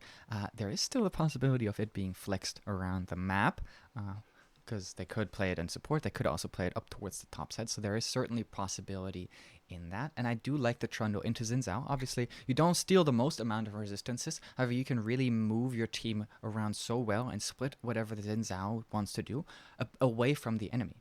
Because if you're thinking about some river fights or something like that, yes, Syndra has a good deal of range, but if the Xin Zhao jumps in too far and then the Trundle puts down a pillar to cut the Syndra off so that the Xin Zhao is on his own, then the Xin Zhao could find himself in some danger. And here's the Brady Aphelios that I have been talking about. Yeah, I mean, the Aphelios coming in, you have the Xin Zhao walking into you. Syndra is not really the longest range champion, but she do have kind of a long range. So, but I think with the green gun, then you should be alright from the side of Aphelios as well. Well, Ashbreaker really loved that one. I don't necessarily like it into the Aphelios, to be honest. No, I don't think... Go on. I love it really in general Oh, okay. because of the early game, like the jungle tracking. Very true. And not just the jungle tracking, but if you were talking about agency, these are three picks that really tend to force themselves on towards the enemy. They don't take a lot of stuff from the enemy, but rather they're like, we want to make a play now. Yeah, and we do see the Lulu ban, which I think is a really good ban. It just takes away more safety from the Aphelios. And once maybe the Sunshao gets on top of him, then the Lulu will just give him a shield, polymorph the Sunshao, and Aphelios can free hit and walk away. Well, the Mordekaiser ban here obviously targeted towards Honos up in that Redemption top lane. I do know that he's a bit of a Mordekaiser enjoyer from my time around the Yeah. block. And the Camille ban, I think, is a very interesting one because it secures some of the matchups that are potentially available for the side of Honos here, as this Ooh. could be a potential Karma top lane, but Karma support also still being a possibility. So a nice flex pick here if that Karma would be locked in. Instead, I mean, they might be hovering Morgana to freak someone out and coerce them into that support role that they're thinking that this is going towards support. So I think we will have to wait and see whether that actually will end up going down. Some safe picks up towards the top side. I'm thinking the sets of this world still available here. I mean, for the support picks, I think that the Cillian is looking very good here. True, If true. they can play it from the side of Redemption. Just to give the movement speed. The Blitzcrank. A We see it. spicy Blitzcrank. Now, Blitzcrank Ophelia is not having the most amount of synergy in some lanes that they find themselves in, but Blitzcrank actually being extremely good at punishing the Ashe when she's looking for errors, when she's looking to find herself in safeties, and the set being hovered here as that safe top lane pick that I had been talking about. What are potential answers into set here? Would you like to see the Karma go up towards top or a new answer? And no, not after the recent patch that Mhm. happened. What was it? 3 weeks ago? Yeah. I don't remember. But that patch, I don't think it's very good as solo lane anymore. But the Ornn is like a Bob champion into it because it do provide set a really good engage, Mm-hmm. and it is just a set favored matchup. But Ornn is so safe that he doesn't really lose it, and he provides the team with the And the Ornn 1K. always has the W to counteract the set ult. Yeah, but I mean the damage will still go off on the set ulti once you land on the ground. So that is a thing. Mm-hmm. But then again, the set can't really do the ulti into where he goes into 5-man people and then E where the on would be behind him when on W's the ulti. So at least that interaction is good. Is not cannot be abused from the side of set. What I've just noticed is that there's been more shenanigans and swapping around of the teams than I had initially noticed, as we will be seeing Twist obviously coming in, shocking Twist, the coach that has been on the podcast and that has in general been pretty vocal and appreciative of what we've done here so far in the SLE, and has certainly been part of the hype that has built up around his Division 2 roster here. He's going towards the top side, as I mentioned, and then they actually have their top laner, their usual top laner, Chunky One, going down towards the support position here. So, I mean, we talked about the fact that Karma isn't really a top laner anymore, but maybe in his top lane stints, in his time playing top lane, he might have learned a little bit about, the general ranges of that champion. Might be a bit of a comfort pick here coming out for him, as Rickard is the AD carry that I think has the most amount of Aphelios games so far. So the fact that Brady has managed to secure that for himself, as I apparently was completely incorrect about my prior analysis of Chunky One. I must have been mistaken and confused something a little bit, which does happen from time to time. I do apologize. It of happens. Course.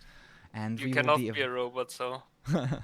Well, thing about that is I think we will just evaluate his performance in game and actually see like how the roster develops over the course of the season, right? This is what Division 2 is sort of all about. How well can you develop coming into the later stages of the tournament? And I think that setting the groundwork here for these teams will be what we can watch out. Let's talk a little bit about the individual lane matchups as we have some more time. You mentioned set pretty favorable into the Ornn, mid jungle going heavily in favor of the side of UE. and then down Yeah. towards the bot side. Tell me a little bit about that matchup. I mean, this is just the general. You have double range into melee range, so you're gonna have to push, and it's a Karma lane, which will win you the prio in every single matchup. There's not a single matchup that can deal with the prio that Karma has, And Ashe, because of she will. course. Yeah, also the Ashe with the W spam, and Mm. Karma got the Q spam on the waves, and then yeah, it will be a rough time. I do hope that Aphelios will start with the Doran shield instead of the Doran blade, just because of this massive poke in the bot side. Um, and I mean, I think that Redemption is mainly gonna play top side. Leave the Aphelios bot lane. Hope he doesn't get destroyed too hard and doesn't fall too far behind, Mm-hmm. and then just make a massive lead on the top side, and then try and convert that into leads towards the bot side in the later stages of the game. I mean, for the later stages of the game, the Ornn items will be coming in, but generally we would favor the way that Redemption's team fight should generally go, right? They do have some nicer setups, some easier execution in terms of just pressing some abilities. So, do you think it's sort of like them holding out, or do you think that Ornn actually himself provides enough late game scaling for them to even win out in that as well? I mean, I think that the own passive is really broken. Like it's 1k gold to each member, basically. Yeah, it is.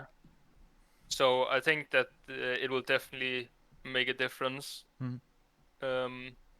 I hope to see that we see the. I'm pretty sure Syndra will go to Ludens, since there's not a lot of like tanky. I know the set will have a massive shield, and he will have the base stats and stuff like this, and the Trundle. I mean, the Trundle will actually be tanky as hell because of the Ornn. Yeah. Well, I that just was realized actually that. a very interesting call that you're making out right here. Not just is the Ornn going to be squishier, but the amount of frontline that could come out from this Trundle, especially into a comp that is so burst orientated, like Unknown Enemy, could mean that there is some general DPS that actually ends up lacking. So, But the then fact that. again, Go on. no, you go on. You went on. I think the fact that we have a Blitzcrank here is sort of the wrench that they could throw in the spanner works of the early game of Unknown Enemy, because basically all of the bot side champions, the Syndra, the Ashe, the Karma, are extremely vulnerable when getting hooked, and the fact that the Blitzcrank does have the shield break available against Karma as well just makes that matchup even harder to play. So that could be some way that they actually do secure themselves advantages where we wouldn't necessarily expect them in a more traditional draft. Yeah, I mean, also with the Blitzcrank is that usually when you pick this champion, it is to flip the game. You flip if you land a hook, you win the game. If you don't, you don't. Yeah. Well, they do have some nice hook blockers in Ornn and Xin Zhao. Those two champions Yeah, do I like mean, to be Ornn hooked. can always body block the hook and then just press W. Yeah. If he gets the timing correctly, of course. And this Xin Zhao is just he abuses gold during this direct, so he won't die from one hook. I don't think so. But I mean, it's also with the Trundle and Set together. It's kind of like because the Set wanna ult the on into the enemy team, like into a unknown enemy. Yeah. But the Trundle wanna take away the resistance, and I'm not sure. Is it just based on HP? The Set ulti gets more damage on. Yes, it is Because just based on HP. It's not based on okay, how much then it armor or doesn't matter magic then. is. Because I was thinking maybe if Trundle ultis the on, then because Think of the about this. resistance go away, He then steals more and more resistances throughout the duration of his ultimate, right? The Subjugate obviously continually scaling through the activation of it. Imagine that the Ornn gets ulted back into his team and then has already lost all of his HP or all of his resistances, and then he will be even squishier to that damage coming out from his own body when being yoinked into his team by the Set. So I yeah. think that there could be some potential shenanigans going on. And what Blitzcrank interestingly does is you said, oh, well, the Ornn can always just body block and then just W, right? Well, that puts him exactly where the Set wants him. Exactly is where the also Set wants true. him. That is also true. I mean, it's So- gonna be some spicy games. I agree. I think this is a very interesting draft where I can already picture a lot of different scenarios and ways that this could go. Yeah. The tool that the side of Unknown Enemy has is long range engage. and like pretty reliable one as well at that. They have Ash Arrow, they have Ornn Ult, and they have Syndra Stun, which are all very long range ways to actually disrupt where an Aphelios wants to go. Yeah, I mean they have really insane pick potential. They have the Syndra, the Ash ulti and the Ornn ulti as you mentioned. Yeah. And if one of them lands, then the rest is gonna land as well. I mean, and then we have this Enshroud that can follow up with a long range W as well, WE combo. So I mean, they can look to pick out people from a long range, but then again, on the side of Redemption, they also have the Blitzcrank where they can pick off people, and that's not just gonna be like you stun someone from long range. That's gonna be you pull someone to your Yeah, and then you have the all entire of team. yeah, and all of the setup around the Blitzcrank is just so good when there's actually a player within them. I guess the Orianna is the least of those worries for that side of unknown enemy, as not only has the draft gone by so unbelievably quickly, we already find ourselves basically ready to load into the game. I wonder when the first bull pause will happen. We can already make our guesstimates about that. But for now, as I have to check whether my layout is correctly here. Yes, it is. It's slightly misplaced here. I mean, at least the names is correctly so. So that's good. That's a good start, as you mentioned. Can maybe turn up some of these overlapping. My goodness, this is just getting more and more confusing the deeper we go into it. But we are now loading into draft, and while I try to fix a little overlay, you can maybe tell. Yeah, the overlay is a bit scuffed in the top. Welcome to Summoner's But I mean, we do see the side of Redemption going for a 4-man bot lane. They're walking into the bot lane bushes now. And we do see the side of Unknown Enemy doing a 5-man stack. So they're both trying to do some level 1 shenanigans. But I think there's not gonna be anything happening from this level 1. Maybe the jungler, uncertain, will drop a ward in the bot lane bush just to help out with the vision in the bot lane, and then we'll reset and buy a oracle. But it do look like they won't do that, and they are looking to go up into the river. You are mentioning that correctly. They're still yeah, looking for they're an invade. still looking to go for the late invade here, as you're saying. Not being spotted out by any vision. I think 0 wards have been placed so far, as now here they come. Blitzcrank already forces the hook, and Trundle skills pillar level 1, so a little bit of a slower start here, but already forcing out the flash on the Ashe, and Blitzcrank loves to hear that. Also looking for the buff as well, yeah. They're going to give a good alt leash here for the side of the Trundle, who does not have the Q available, so will drop a considerable amount of HP here towards that blue buff. Another hook here coming out from Doa. This time around goes wide again. Trundle smiting that for some speed and extra HP as the pillar is available. The Ashe flash is down and the Blitzcrank has hook and flash available. So Trundle and Doa are walking already down here towards this bot side. Pillar comes down. They're walking up towards the Ashe. Rickard not having the flash available. Ignite comes up extremely early on, so the heal won't even be mattering at all. He will not use it, and Ashe will drop as a first blood, and Brady gets that gold as well. So really good start here. Really beautiful early game plan, and I think probably one of the most rigid early games plans that we've seen for the entire tournament. Yeah, definitely. I mean, I'm not sure if it was intended to take the blue buff as well, but definitely the late invade is really good because now Ortega is finding himself in a rough matchup here in mid lane, using a huge amount of HP and already burning through 2 stacks of his corrupting potion. Meanwhile, Xin Zhao is taking himself that blue buff up towards the top side, as Doa and Brady still looking down here. Doa still has her flash and her hook available, and Ashe is still level 1, does have that heal, and finally ticks up to level 2. Hopefully cheater recall from Seth here. I don't think he can get it off. I don't think he can get it off. Bit of a trade here. Nice E here, and Webby is trying to find some advantages towards the top side. Very early flash here from Honos, as the wind becomes lightning does not connect. Webby forcing out that flash. This time around the Syndra stun does go wide, as the weak are not scattered. GM Uncertain once again looking to potentially find some kills here, as Honos finds a good trade up towards the top side as well. None of the summoners burned in mid lane, as Ortega did end up taking a lot of damage. Has no more corrupting potions, has no more cookies. Does have the TP here, but not looking too good here in this early game. As the Scuttle Crab down here has to be looked at because Uncertain can't approach. His bot lane recalled, so this means that the early roam up from Rickard and Chunky One is contesting the Scuttle Crab here for the moment. And now the TP here from Ortega finally coming in to start this 4v4 fight as a whole. Doa and Brady not having moved into the river yet. It means that Uncertain is very, very lonely here. Does have his flash available, utilizes it, gets ignited. Hook lands onto the Ash here. Rickard in some danger potentially, but Ortega is way too late to this play. Now Doa finding herself in a very precarious situation as well. Still has her flash available. Wind becomes lightning, does go wide. Ortega being the last man to arrive to the play, as Honos with a curious TP here. Very overzealous coming out from the man in the top side, and the Hook also goes wide, so no further advantages gained here. I mean, from the level 1 invade, it looked really good from the side of Redemption. I really love the level 1 invade. I'm not sure if they actually thought about doing a level 1 invade, because it's obvious in Shao he's going to pass down to his bot lane, since they have the prio, so he won't be on the blue buff, so they can steal that away, split the map, and then they have the bot pressure, and then it will totally shake up the game, because Set will win in a 1v1 regardless of, I think, regardless if Ornn gets like 2-3 kills. So I mean, it's Oh, Rickard is in danger here, but the Hook is just barely missing.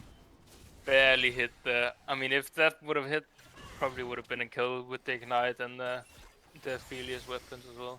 Now Not the Rickard's best flash is not too far off here, as Aphelios at 5.5 minutes is only now through his first gun, and it's the wrong one.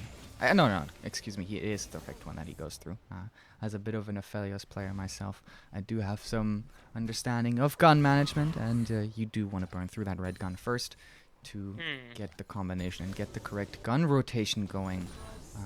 Ortega once again finding himself completely without mana, and this time around does not have the TP available, so Uncertain will have to pay some attention to actually unlock the Orianna to recall, otherwise more CS will be lost here for the side of Ortega.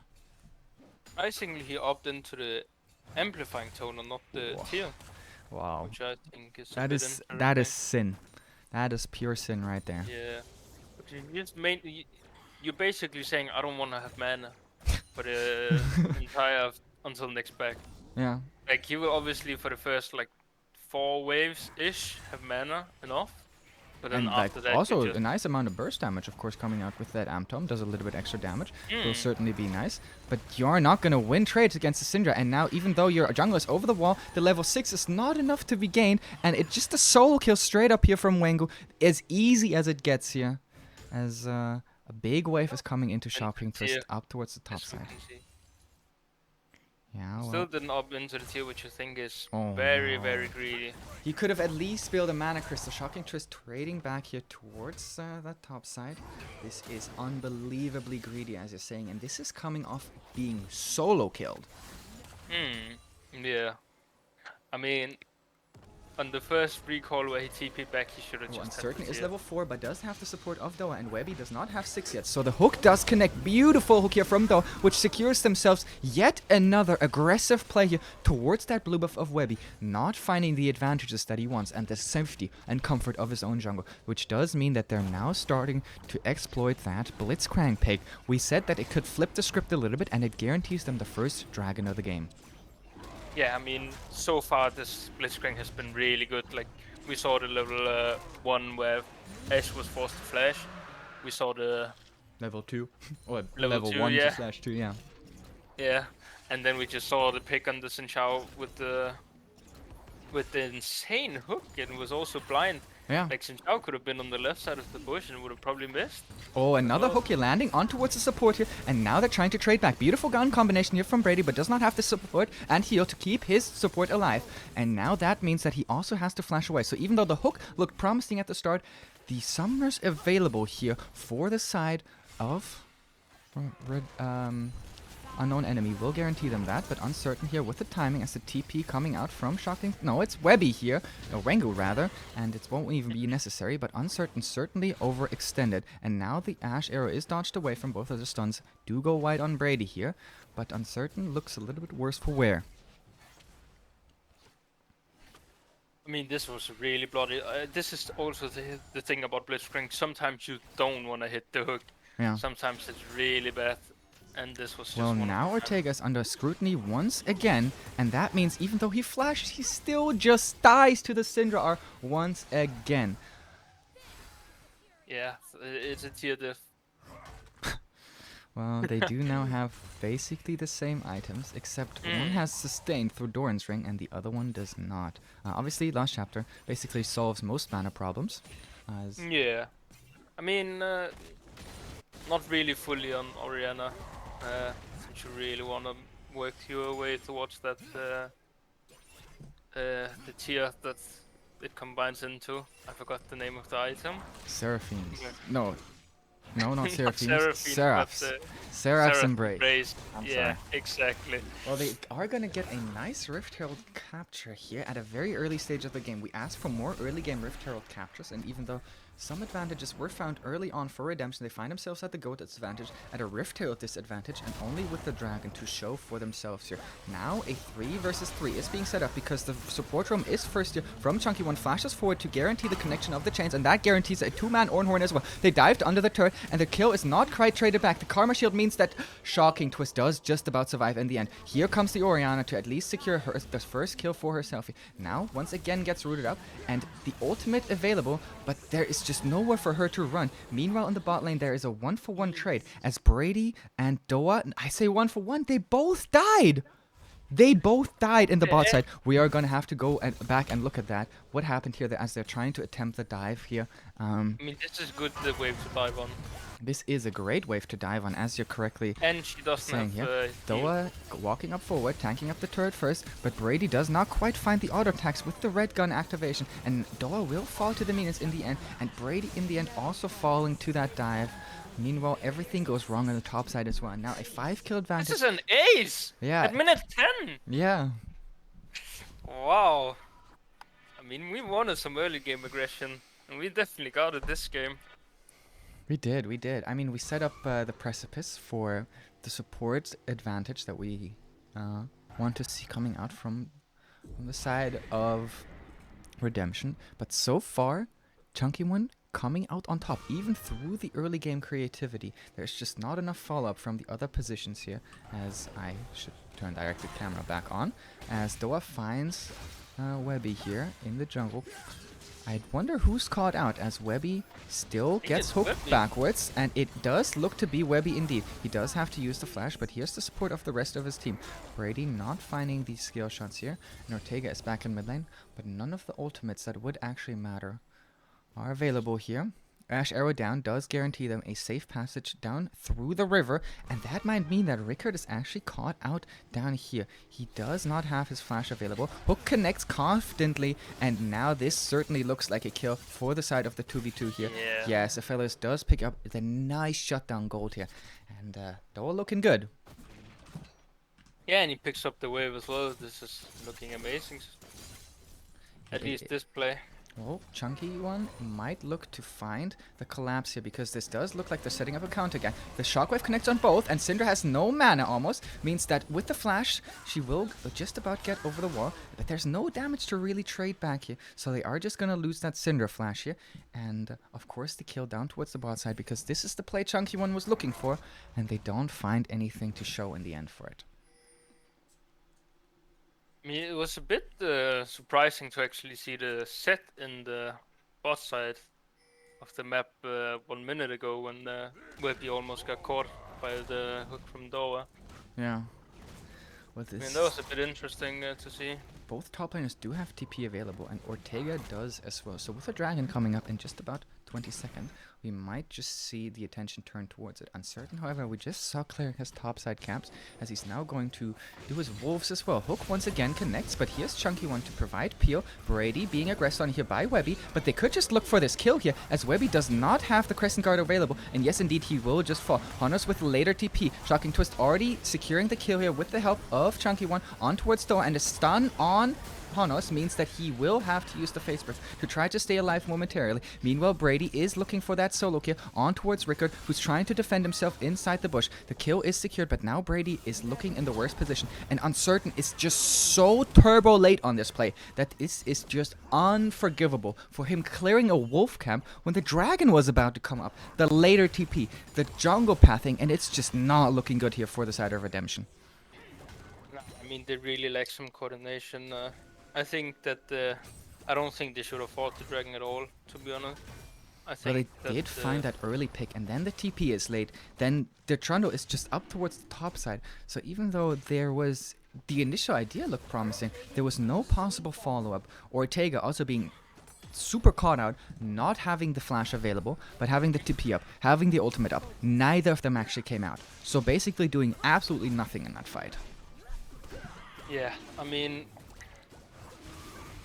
it's just a really messy Doa fight. here trying to contest, but with Shocking Twist playing bodyguard here, not finding anything. Ornhorn is still down, and the Blitzcrank does get his movement speed back. So he will walk away here from the situation. Now Honos does find himself some alone time up towards the top side. So far, Redemption have then looked to secure themselves or to look to go in, even though they are finding themselves at the number disadvantage. Once again, this might actually be the case here, as Uncertain is just walking into the jungle here. Shanted Crystal Arrow is available, as they are certainly trying to look for that kill into Wengu, but might find themselves caught out once again. Here's the Crystal Arrow. Here's the second stun here coming out from Syndra. As I say that, the Scatter of the Weak is not up. Nice flash from Ortega over the wall. But this is just continuous numbers disadvantage. They keep fighting for it, they keep walking aggressively, and they keep losing out for it in the end. Hunky one is really showing dominance right now. Like, he's all around the map. He was top lane, he was mid lane, he's bot lane, he's everywhere. Doa hooks the minion here, gets that late game gold. Yeah. Guess the quick stack on the passive of support item. We do see the tier 1 fall down on the top lane.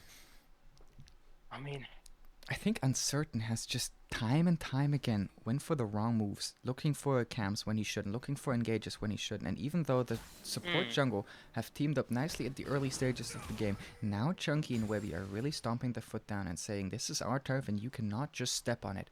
And Wengu time and again is in the right place, the right time, lands the stuns, has the ultimates, and just is allowed to do what he wants. They are going to get themselves their second turret here, so that will certainly be a nice injection of the gold. I mean, Brady is for sure the win condition here.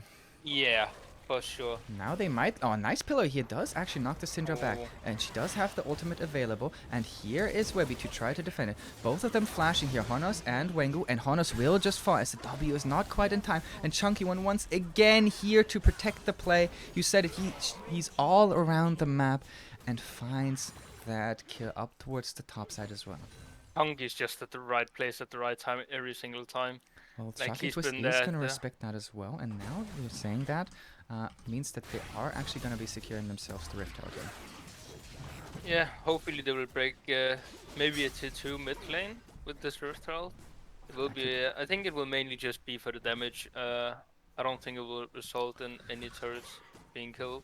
My goodness, 7-0 Syndra. This is what they wanted to play there. They wanted to play for mid-jungle 2v2, early game dominance, and it's precisely what they're finding. Chunky in the side of the enemy jungle.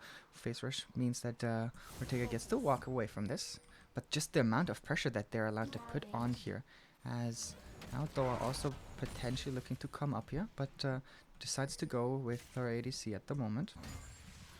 I'm really looking for a mid-chase angle on this Syndra. Yeah, I mean the 8-stack Dark Seal does certainly indicate that. Yeah, but you do up into the large rod, which will Not just most one. like. Oh, a double large rod. Okay, he had so much gold. I mean, I would have upped into the mid-chest and the large rod then if you had the gold for both.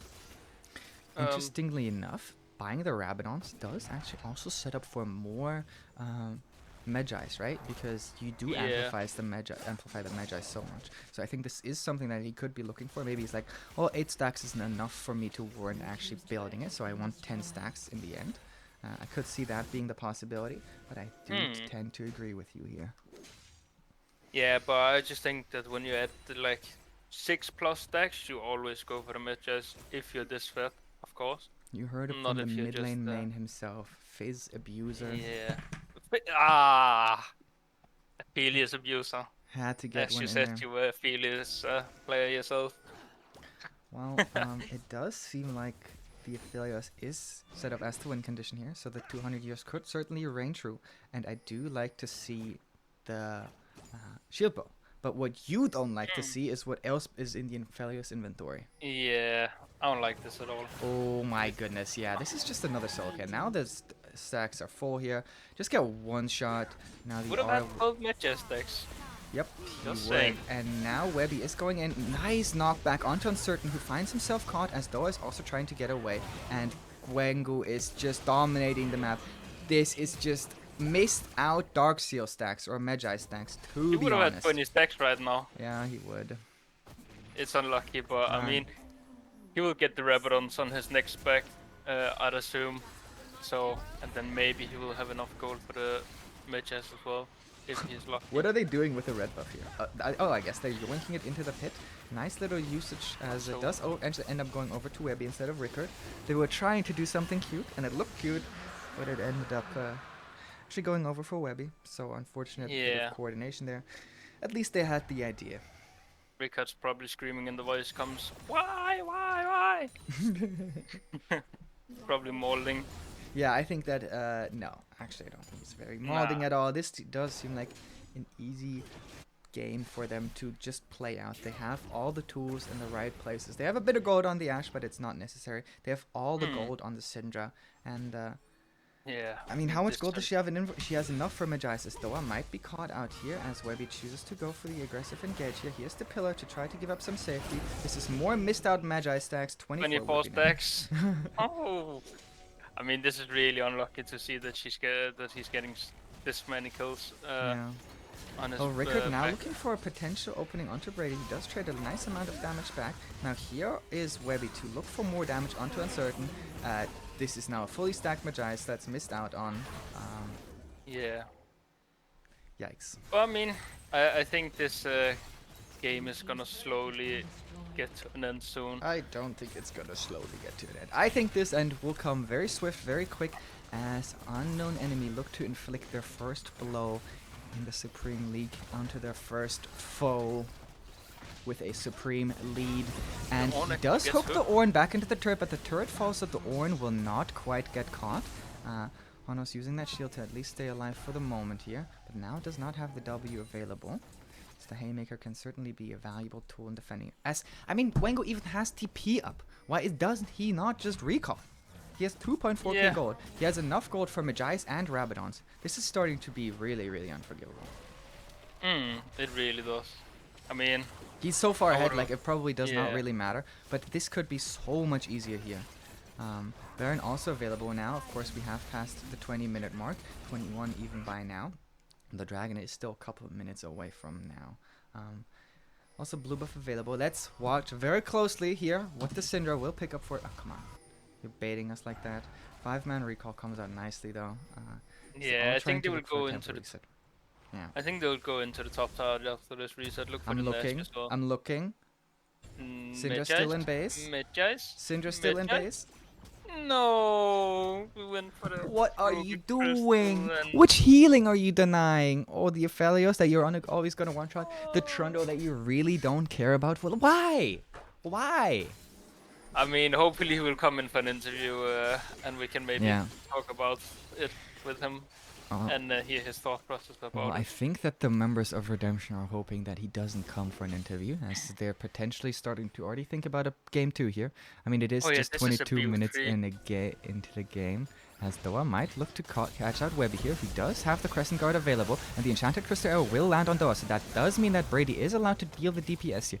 Nice block so far from and a large chunk of healing actually coming out for Brady. This could potentially be some amount of gold as another nice hook here landing onto Rickard. Here are both of the TPs. Ornhorn is available. Stun does land on to Honos here as the Ornhorn does catch out though in the end, does not manage to get away from it, and Honos also has to use the flash as well as Uncertain. So while they do find themselves 2 kills, they have to trade back 1. And the pressure does go over in favor of Unknown Enemy once more. There was so much healing out from the Aphelios. He did utilize that red gun, he's but dead. he's just dead. Yeah, not much counterplay once the stun lands. At least you know. the healing reduction came into play. Wait, he didn't? Wait, are you No, telling me? Aphelios didn't get to heal anything, No. so... And I think that's why I think that's why the healing reduction is such a blunder. yeah, I agree. I think it's a massive blunder. Nice little pillar here coming out from Uncertain. I mean, we had set up Wengu as a bit of a star player, and certainly the mechanics, the timings, and the roaming have been on point here, securing himself 13 kills in his first game, only giving up a single assist. If anyone's smarting, it's probably Wengu, of course, right? He gave up a kill, he's like, wow, now I'm gonna feed. Yeah. Not the perfect only kill score anymore. Yeah. As a Fizz player, you must be ashamed of this, and Uncertain is not going to get protected by Doa's hook as there was a nice W utilized. Here comes Honos with a nice little facebreaker, but Wengu already finding the first kill of the fight, and it's a quadra kill. With a 1 Q, he finds 3 kills instantly. This is a potential pentakill, maybe the first pentakill of the split. Wengu with a statement here coming out, listening to the podcast. We hyped them up as one of the best mid laners in Division 2 and certainly looking to assert dominance in game number 1 here. It's an 18-0 and 1 Syndra. He's really showing the dominance. Twist No one goes actually down. dying. No, he doesn't. Oh, he he does. doesn't. Okay. He got, Yeah, he's a bit too tanky. He is a little bit I mean, too and this tanky. will be Wengu the also end of the sidestepping game the 1. hook at the end. 24.5 minutes will be the oh my god, another kill here coming out for Wengu as he just crowns them. Wow, what a performance from Wengu this game. I mean, this is just utterly 1v9 not 1v9. He obviously got his help from his teammates that did an amazing job as well. Yeah. And like, I know that Wengu is looking like the star player, but Tongi one really did an amazing performance this game with all the roams to the top lane, to the mid lane, and just being on the right spot at the right time every single time there was a fight. So I mean, even though Wengu is the star player and he does look like a star player, I would honestly low-key say that the Chunky one might be the Might be your MVP. yeah. I mean, Okay. it's just, he just had such a dominance performance. I mean, There's one thing that I can say to that. Did he get the pentakill? that is true as well. There's true. there's very few clear rules in League of Legends, but one of them is if you get a pentakill, you are the MVP. Yeah, that is true. The book of League of Legends states that. As we will slowly try to get in the game number 2 here, going here for Runtime versus Unknown Enemy. I don't think that, I say Runtime when I mean Redemption, of course. Excuse my language there, as some of the R names can be a little bit confusing for me sometimes. But yeah, Redemption versus Unknown Enemy. Redemption not without ideas, right? The creative level 1. What do you think? What do you think it was lacking? I mean, I just think that they had a really good level 1, but then they didn't execute the following minutes of the map. Like we saw, like they lost the bot scuttle, they lost the top scuttle, and I'm pretty sure they also lost more camps than they gained from the level 1. And I think if you just split the map completely, like taking over the entire bot side of the Xin Chao, then maybe you have a way better chance of actually allowing the split map, because then Xin Chao doesn't really have a reason to be bot side. Well, we set up that Unknown Enemy had a wonderful pick comp going for themselves, right? Yeah. And that's exactly how they played. That's exactly how they played. They played for their exact win condition, for their strength, and whatever came after, is only the death of Redemption members. I hope that his team lets him know. Build the Magi's if you're that fed. Yeah, I hope so as well. I hope so as well. Like, he could have had 25 stacks so long ago. Yeah. But I mean, the pentacle coming out I from mean, though, Wengu. not just any old pentakill, but getting 3 kills with one single Q was just nuts to see. Everyone just got blown up by Yeah. that one Q.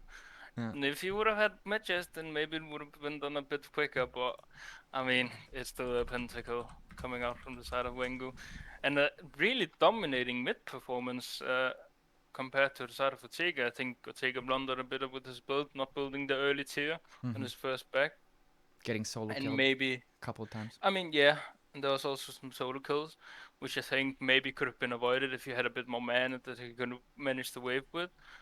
But I mean, overall, really strong performance from the side of enemy, unknown enemy, as they're called.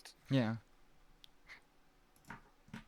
But we did also see the Blitzcrank really doing some flippy plays, which worked out quite well. Yeah. We saw, I like, think Doa when was they- like the shining light for that team. I think Brady Yeah. also. I think the spot lane in general looked really, really good. Yeah, I think so as well. I think Except for the bot lane dive, but that happens. It happens. It was a bit unlucky. The Especially- minions just finished off though, and Brady unfortunately died Yeah. to the turret as well.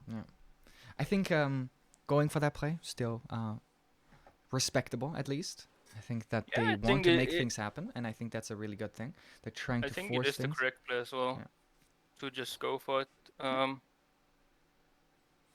Maybe working on the execution, but I think if the communication is already breaking down around you, the mentality of the team is already starting to slip out of your grasp. That can be a little bit harder on the mental sometimes. And I think Yeah. keeping up the mental through a best of 5 is really, really important, and I think that's what we're gonna see here. If they can maintain a calm mind, as we are going to be jumping into draft here, guys. I should restart the draft song just to make things right. Yeah. Once again, Redemption find themselves on the blue side, once again banning out the Volibear. What kind of draft adaptation would you like to see? I mean, They're banning Syndra. maybe. Yeah. I'd hope they'd ban Syndra. Yeah. Not a good look, but I actually don't remember what they banned in the first draft. Well, I mean, the Syndra ban obviously, and I think. So far, nothing changing here for the side of Runtime and for the Oh yeah, side they of banned the Unknown Victor Enemy. on third here, Yeah, which I think is a massive blunder. yeah. I would have much rather seen like a Syndra ban or some. Do you expect to see a first pick Orianna once again? No, I hope not. I do expect that, to be honest. I mean, they'll probably do it since the Arya's gone from Or the side maybe of Ortega. first pick Ashe, but I think that there are too many good. No. Isn't No, Lucian no. banned? Lucian is banned indeed, so Lucian cannot be played here, and we will have to remake the draft. Yeah. For the side of Redemption. I hope that one of the admins can actually fix that, as you're pointing that out very nicely. Thank you so Yeah. much. There's the Akshan, the Mumu, the Lucian, and the. Sona? Nah, she got released No, again Sona is unbenched. together with the Karma. Yeah. I think it is the. No, that's not the Viego. Can't be the Viego. Well, there was another pick that is banned. And if It's the GP. ah, is yes, banned of as course. well, Yes, with the of recent course. changes, of course. Mhm. They aren't really remaking this draft, which I From think is. what I can tell, well, maybe they are, and they're just getting the new draftlings ready. Could be a possibility. Yeah, could just be some for fun picks, real quick. Yes, we see the Cossacks being locked in. okay. We'll wait and see here for now, as I think that we are fixing whatever is going on. I think here they just stick with the bans, right? And then they start with the blue side pick one, right? Yeah, I do think that. Yeah, I would have honestly expected to see the Ashe first pick. From the side of as, Redemption? Yeah, from the side of Redemption. I think that there are good answers into the Ashe, though. I just expect to see them draft like that, personally, because I think that if Rickard feels so comfortable on it, then taking it away from him is certainly something that you can do, because I think both Definitely. these AD carriers share a very similar champion pool. Definitely, they do. They both have the Caitlyn, I'm pretty sure. They both have the Aphelios, they both have Yeah, the and the Caitlyn, they Ashe. both have the Ashe. So very similar champion pools between the two of them here. This time around, we are going to be loading back into the draft here. Sorry for the brief delay there, guys. So yeah, I think Orianna and Ashe are two first picks worth considering. I know that you don't like the Orianna. Something that Yeah. could potentially be thought about is Unknown Enemy might actually pick the Orianna away from Ortega, and I'm not sure how they will react to that yet. I know that the mid laner Wengo here for the side of Unknown Enemy also really likes his scaling matchups. Like he likes the Corki, for example. So not just the aggressive early game mid laners here from the side of Unknown Enemy, but also some potential scaling picks.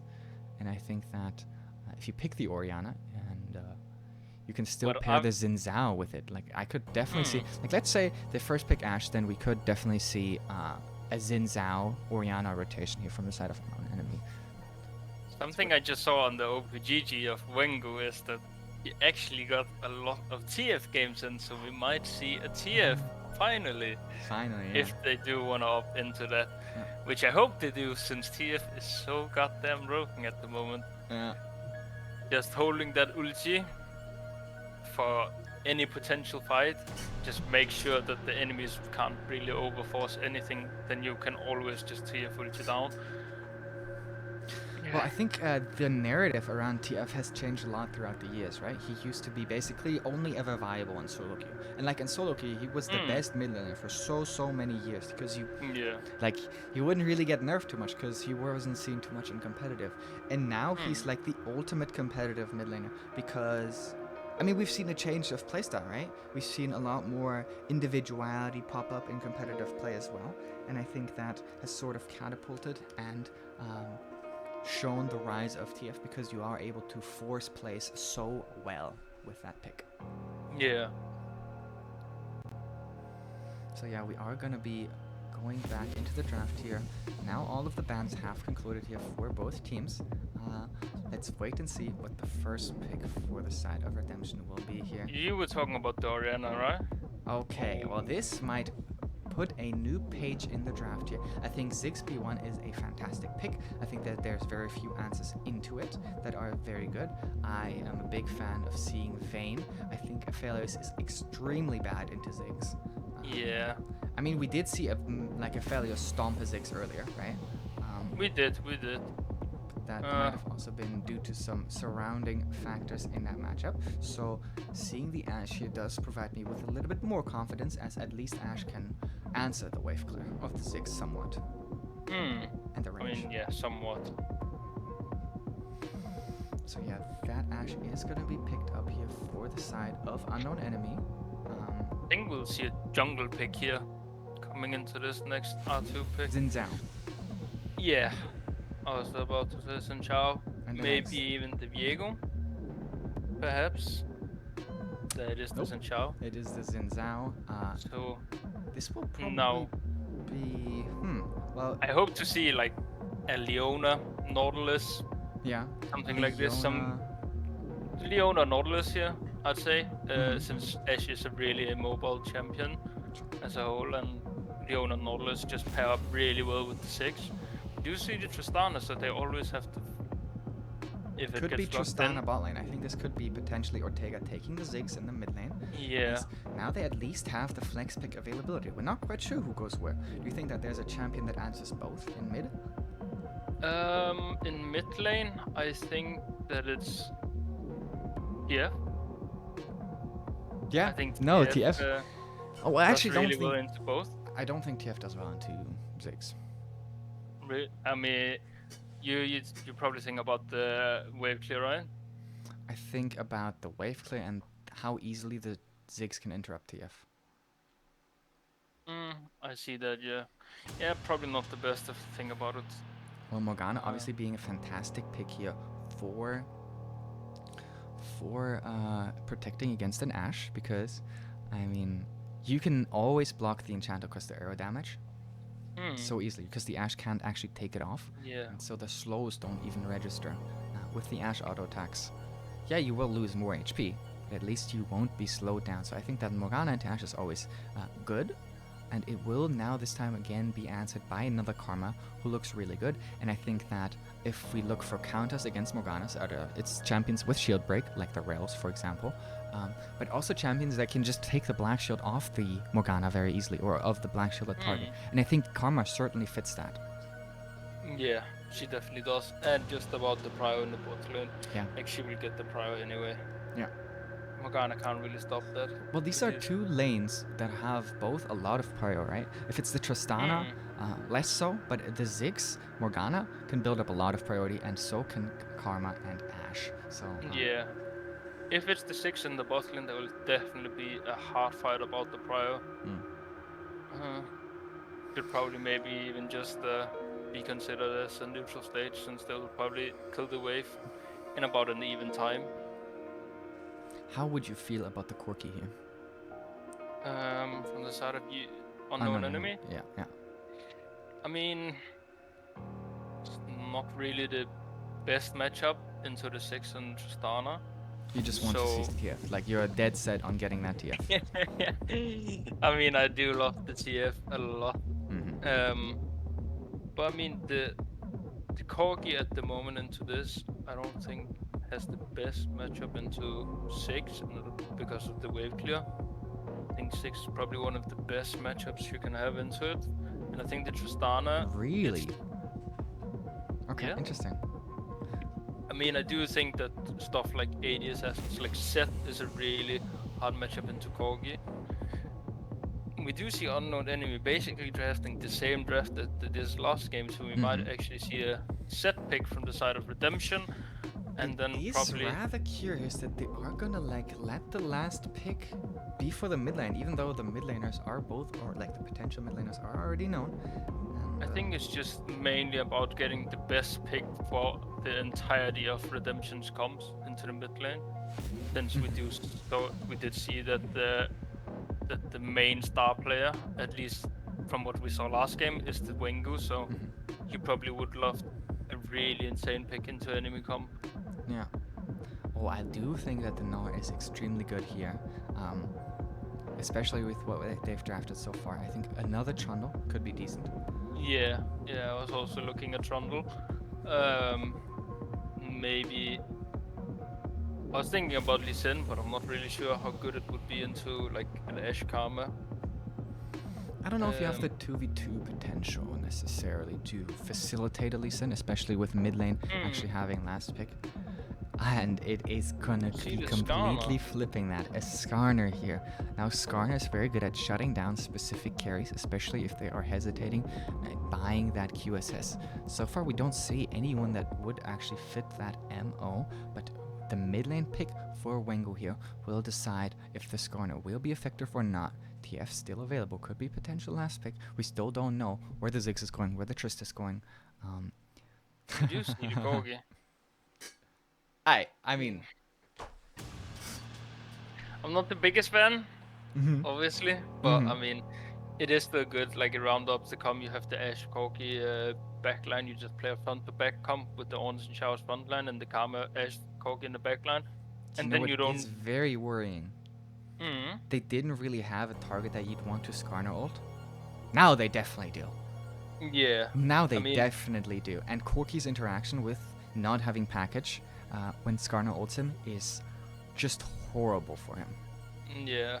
I mean, I do hope we see QSS on every single target from the side of the unknown enemy. Since it's just needed. Okay. Are gonna be getting slowly into draft here. Yeah, let's talk a little bit about the matchups. Gnar Ornn is basically a modern classic, right? We've seen so many different variations of this matchup. Of course, we see Ornn winning it sometimes, especially in dive scenarios. I think that this is, funnily enough, one of the most dived, one of the matchups where the dive goes worse the most. When I Yeah. think about it. I mean, the Ornn is also really hard to dive. Mm-hmm. It's so tanky, and you can create space with the Q. You can't really get CC'd unless it's like you can't really get CC'd, and you also have to knock up in the E. It's just all around really annoying to dive as well. And I don't think you have the dive potential with the Scar at all. But it's gonna be interesting to see what mid lane matchup Redemption is gonna go into the I'm Corgi. certainly rubbing my hands here. What would you prefer? I mean, I'd probably prefer the 6 just to get the perma-prio, since the Tristana is a bit harder to get the perma-prio in against the Corgi, since you're both auto-attackers. But with the 6 you just one-shot the backline, and then you slowly clear the... Not even slowly, it's 3 seconds after that you clear the melee minions as well. So I do hope that it's the 6 mid lane, but then again, that would leave the bot lane with a not so favorable matchup. So I think overall the 6 bot lane is probably the best to have. I would also tend to play the devil's advocate for the Tristana mid lane matchup, because I think that Tristana has so much solo kill pressure onto the Corki, and Corki is so vulnerable at these stages of the game. And then I think that Tristana Skarner is actually a pretty scary mid-jungle 2v2, especially because Xin Zhao does like to contest stuff like that, and Corki is just not that effective. Nah, Corgi just want to sit back, scale, farm up, get to that 2-3 item power spike, and then come in and really take over the game with the packet and package. And this flex pick goes even deeper than that, right? Ortega used to be an 80 carry player, and even though not many mid laners are sort of in his champion pool other than the Ahri, because he loves that pick so much in his normal games, in his solo queue games, in his flex games, the fact that he's played 80 carry for a while as well means that there's definitely some practice on the Tristan. Now Ziggs does fit the player archetype in mid lane of Ortega a little bit better, typically we would say, but as long as you get to find a comfortable matchup for yourself, I think that's really what you're looking for. Whatever it is, in the end, I think we've both made a good case for why both of these champions look pretty good into Corki, while you don't necessarily like seeing the Corki. What is something that the Corki is actually good at? I mean, the Corgi is good at scaling, and then later on poking as well.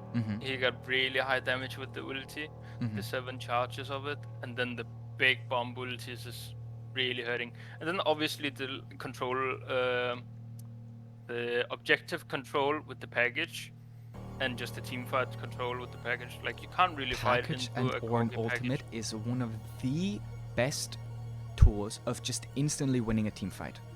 There is few ultimates that have longer range, more reliability, and more AoE, damage, CC, anything you could want. You even stay super safe as well. I mean, Ornn doesn't even have to activate R2, because if he lands a good R1, they're all brittled. And all brittled means that the slow on them is going to be longer, that the knockback is going to be more effective, and that the damage that they take from the Corki package when it goes through them is going to be insane. Yeah, I mean, as you just described, it's a really hard, really good combo. It's like one of those types of wombo combos that you love seeing. Just coming out, you can completely demolish a full team just in a matter of seconds with that package damage as well, and with the Ornn setup on top of it. We have to say that the rest of the champions of Unknown Enemy don't really play into that identity of the Corki and the Ornn, right? These two champions have very clear identities. Scale up, buff each other, fight with each other, fight for each other. But the other picks are very different. They have very different ideologies of priorities, and that can sometimes make a lot of sense, because you're basically trying to bridge the gap. You're like, well, there will be no late game teamfight that we lose when Corki package is available, because we have those two, so we don't have to build a composition around that. And so what you're saying then is like, okay, then we have a different win condition, which is winning games through early, through playing to the bot side, having Ashe, having Karma, having Xin Zhao, which is the trio that we saw last time around as well. Obviously not played for a ton in that. So yeah, I think that this is extremely interesting here as we start to load into the game. I'm trolling. Of course, we still have spectator delay. It's like the first time I'm casting, you know? It's like, I've not done this a lot. Yeah. Of course I don't remember. But yeah, I think that, how do you feel about sort of having different identities?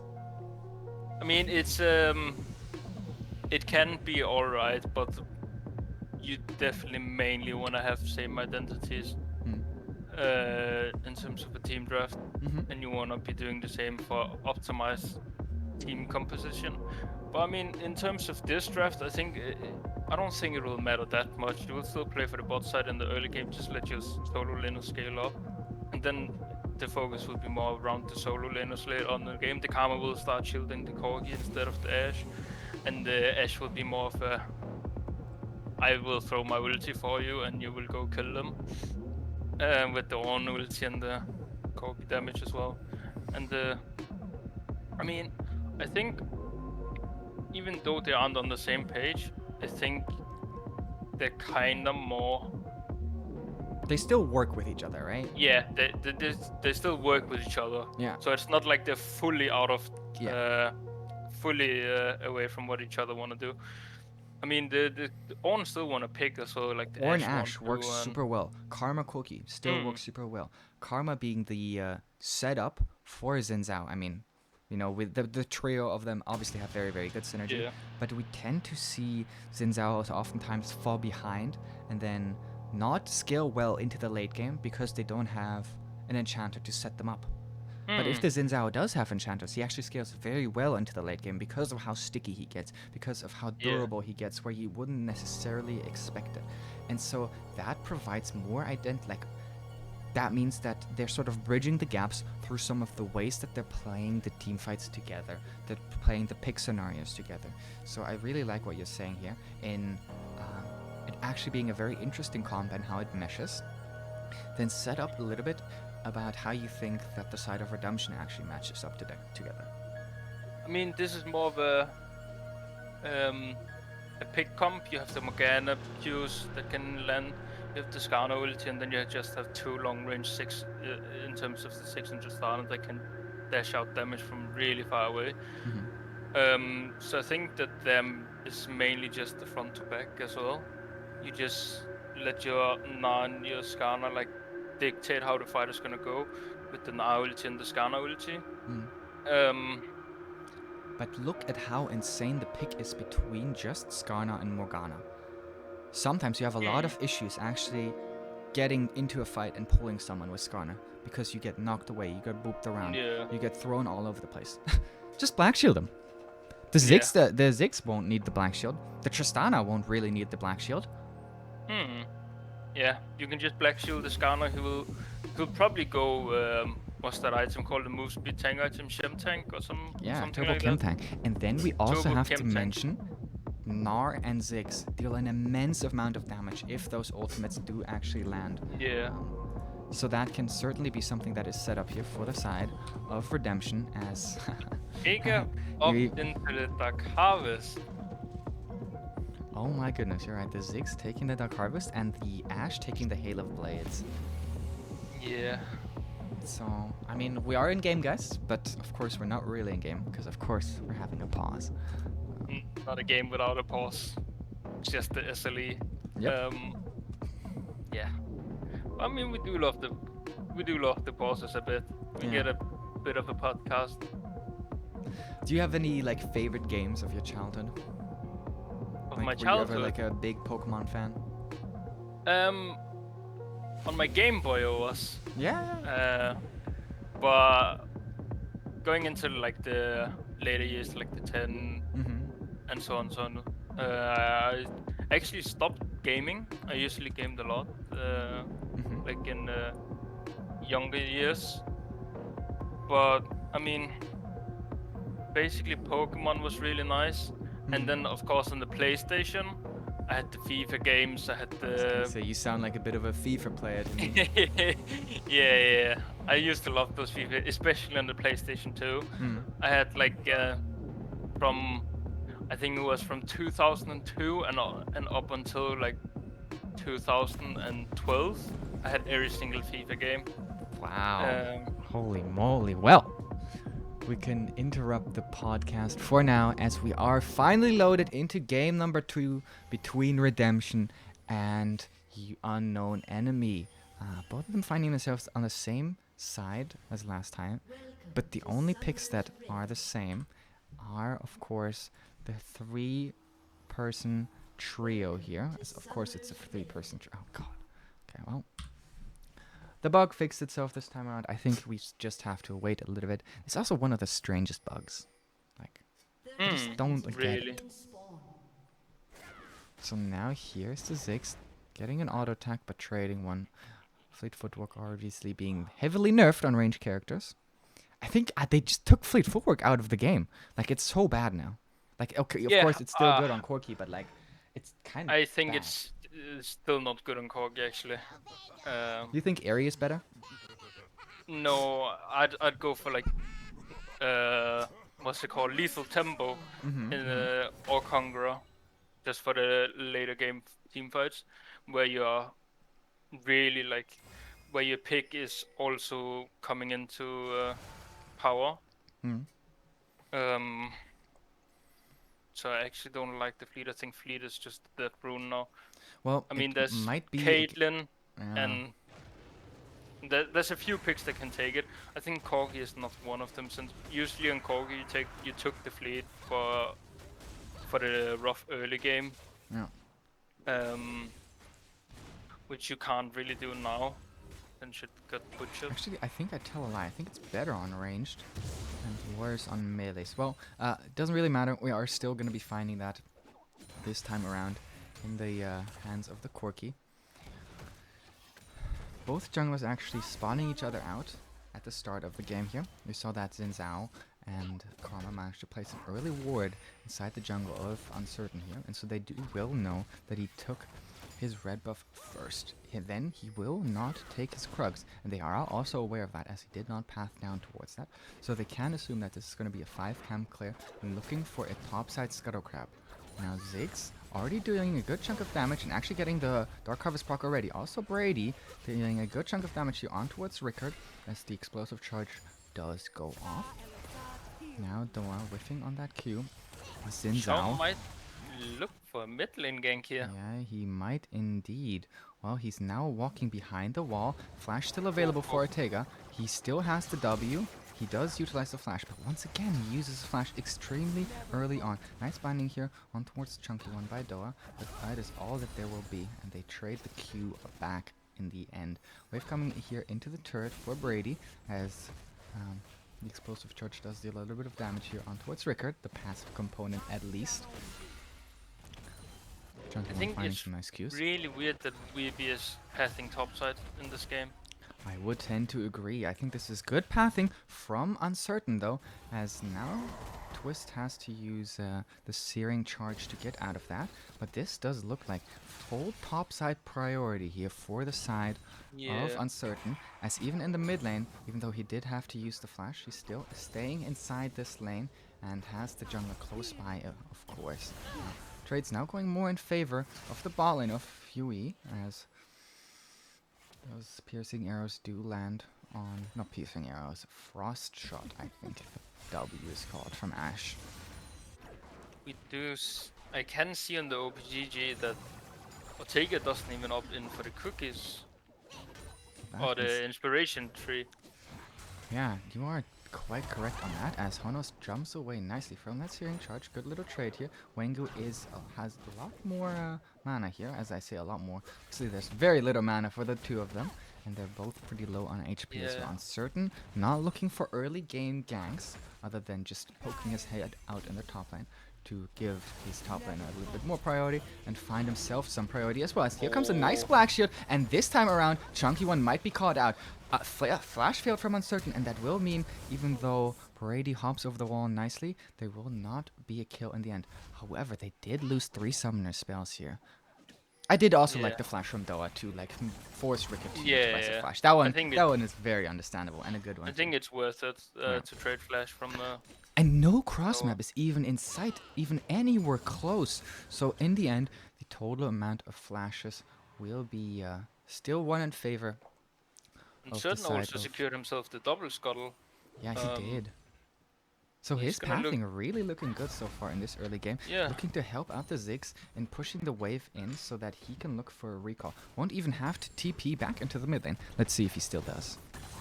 I don't think he will. I would If he hope does, not. I think it's a big blunderer. Since I'm pretty sure it is a cannon. Yeah, it is a cannon wave as well. So, and the Corgi doesn't have that much wave clear early game. So, Oh, double Amtome. I mean, where's the tier mate? Oh. Again, I think, and he used TP as well. TPs. Oh, okay. I mean, maybe he knows something we don't. Maybe. Who knows? Well, Uncertain is actually looking for that mid lane gank, while his jungle opponent has actually opted for that early game dragon, and they know because it is actually being cleared around the scuttle crab that they secured themselves. So even though they find themselves early game advantages, I mean, if you then you can TP, of course, as a mid laner, in order to try to contest the dragon here, and of course, you can also buy the Amtom to deal more damage in that dragon fight, but then not even contesting it at all, because you TP'd to your own turret is a huge Yeah. blunder. I think that again, Six is one of the, especially when he doesn't go the inspiration tree, you definitely Oh, need Brady falling behind in CS here, as he's CSing on the turret. Also not the cleanest so far, being helped out by Doa a little bit. However, also in the top lane, Hano's also falling behind in the Orin Gnar matchup. That is certainly surprising. Yeah, he has permanent priority, and that is good, but Orin looks pretty unpunished so far this game. And now Webby might look to punish Ortega, as he does not have the flash available. A terrible W means that he will just find the first Yeah. spot here. And now here is Uncertain to try to secure something for himself. The Gnar has the TP available, but just damage traded onto Uncertain. And Webby. I mean, already it's looking really rough in the mid lane. Like usually. Oh, I thought for a second that Corgi went double call, but just realized it's a tier and a call. I don't think you can go double. I don't think that's Nah, legal. you can't Okay. either.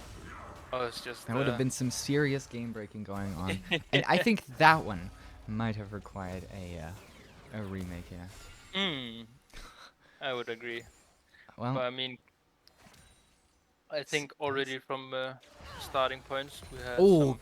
huge binding here Oh. actually onto the Ashe, and the Black Shield is still available. So Doa maybe potentially setting her team up, and she does. And Chunky One also in a very precarious situation, as Doa sets up so well here to find at least something. And now it's not looking so dire anymore here for the side of Redemption.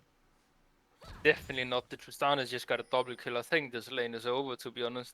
Well, she is I still think it's- behind quite considerable in CS, so the gold is just 300 in favor of the Trist Yeah, here. it is. It is only a kill advantage because of the CS disadvantage, but Still, I mean, getting it's that still- Tristana rolling early, you are definitely correct. This will mean that she will miss less and less CS, especially when she gets to build up some 80 here. So this could really bring them out of the trouble that they're in right now. But Chunky One is not happy about this state. He's already roamed his way up towards the top side. And so then once again, a super early game Herald. Supports roaming for Heralds? What is this? yeah, I mean, it's not something we've seen before. I don't think. Maybe in the opening. What's it called? No, never. Not in the opening tournament. I was Not always even with asking for play it. Play today. Didn't he No. do it? I don't think so.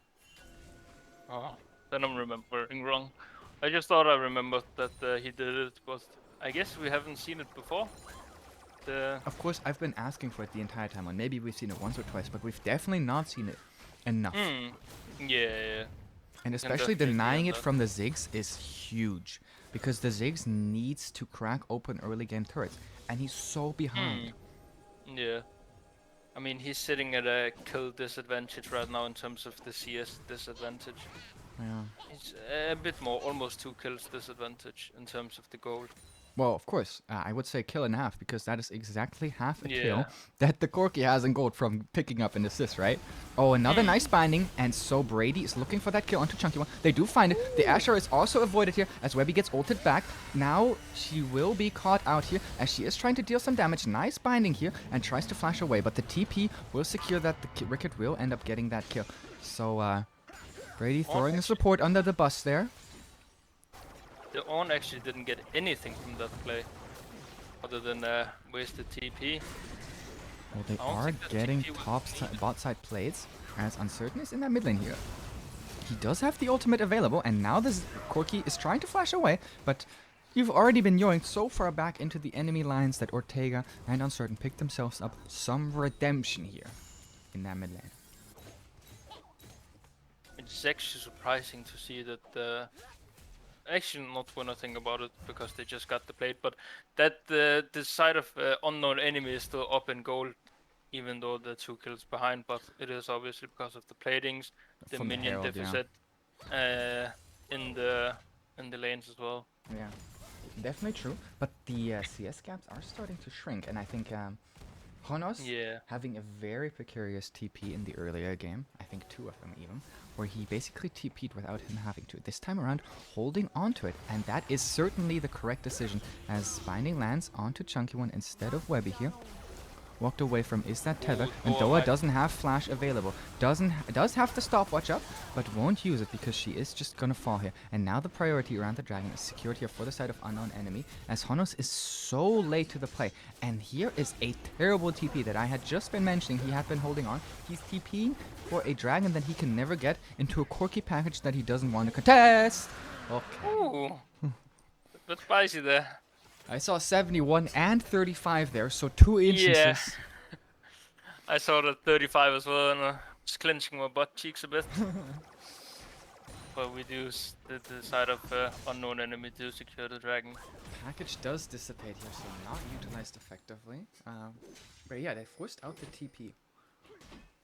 I mean, the side of unknown enemy really got the best solo, like non-soul dragons at the moment. Like the infernal dragon. And with you know what damage they're buff. stacking up into? An Ocean Soul. Yeah.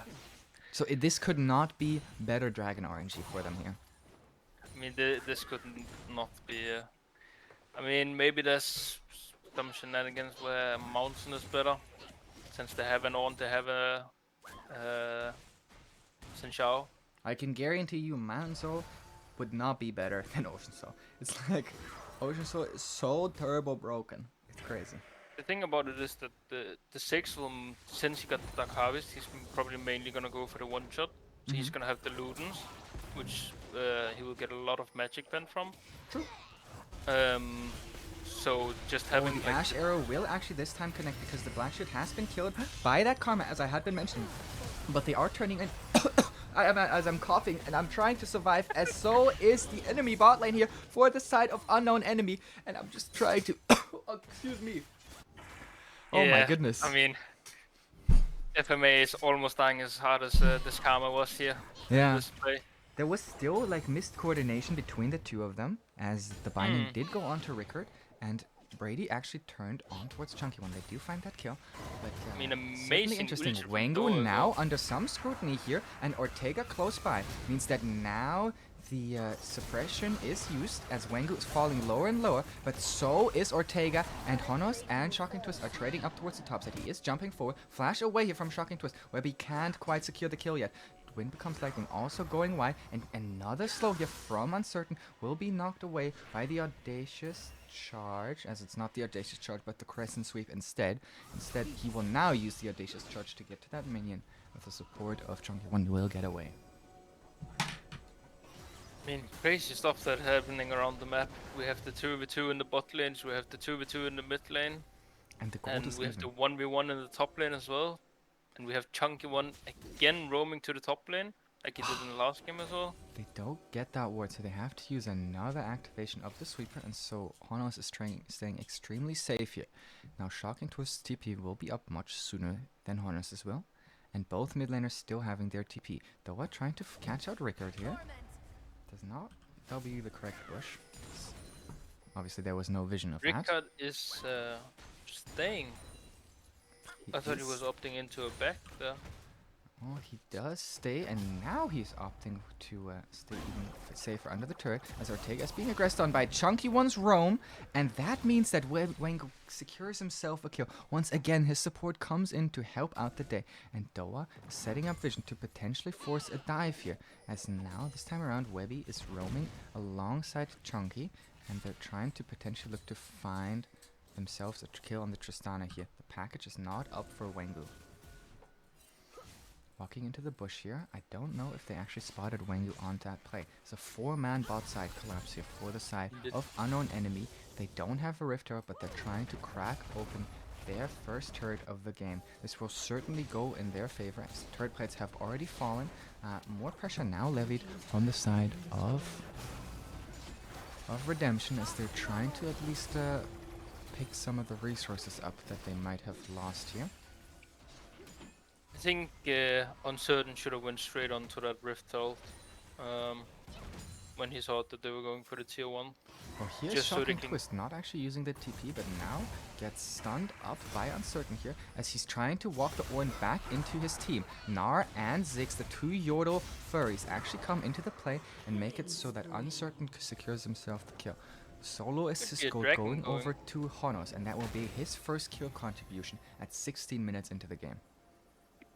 This could be a dragon since they just lost the top laner. I mean, there's still also 18 half seconds. a Gnar bar on the Gnar, so this is the perfect time to actually set up for this. Shocking Twist will be up in time to TP to this dragon play, as Ortega doesn't actually secure himself the blue buff. That looked very strange to me. They're now walking over the scuttle path.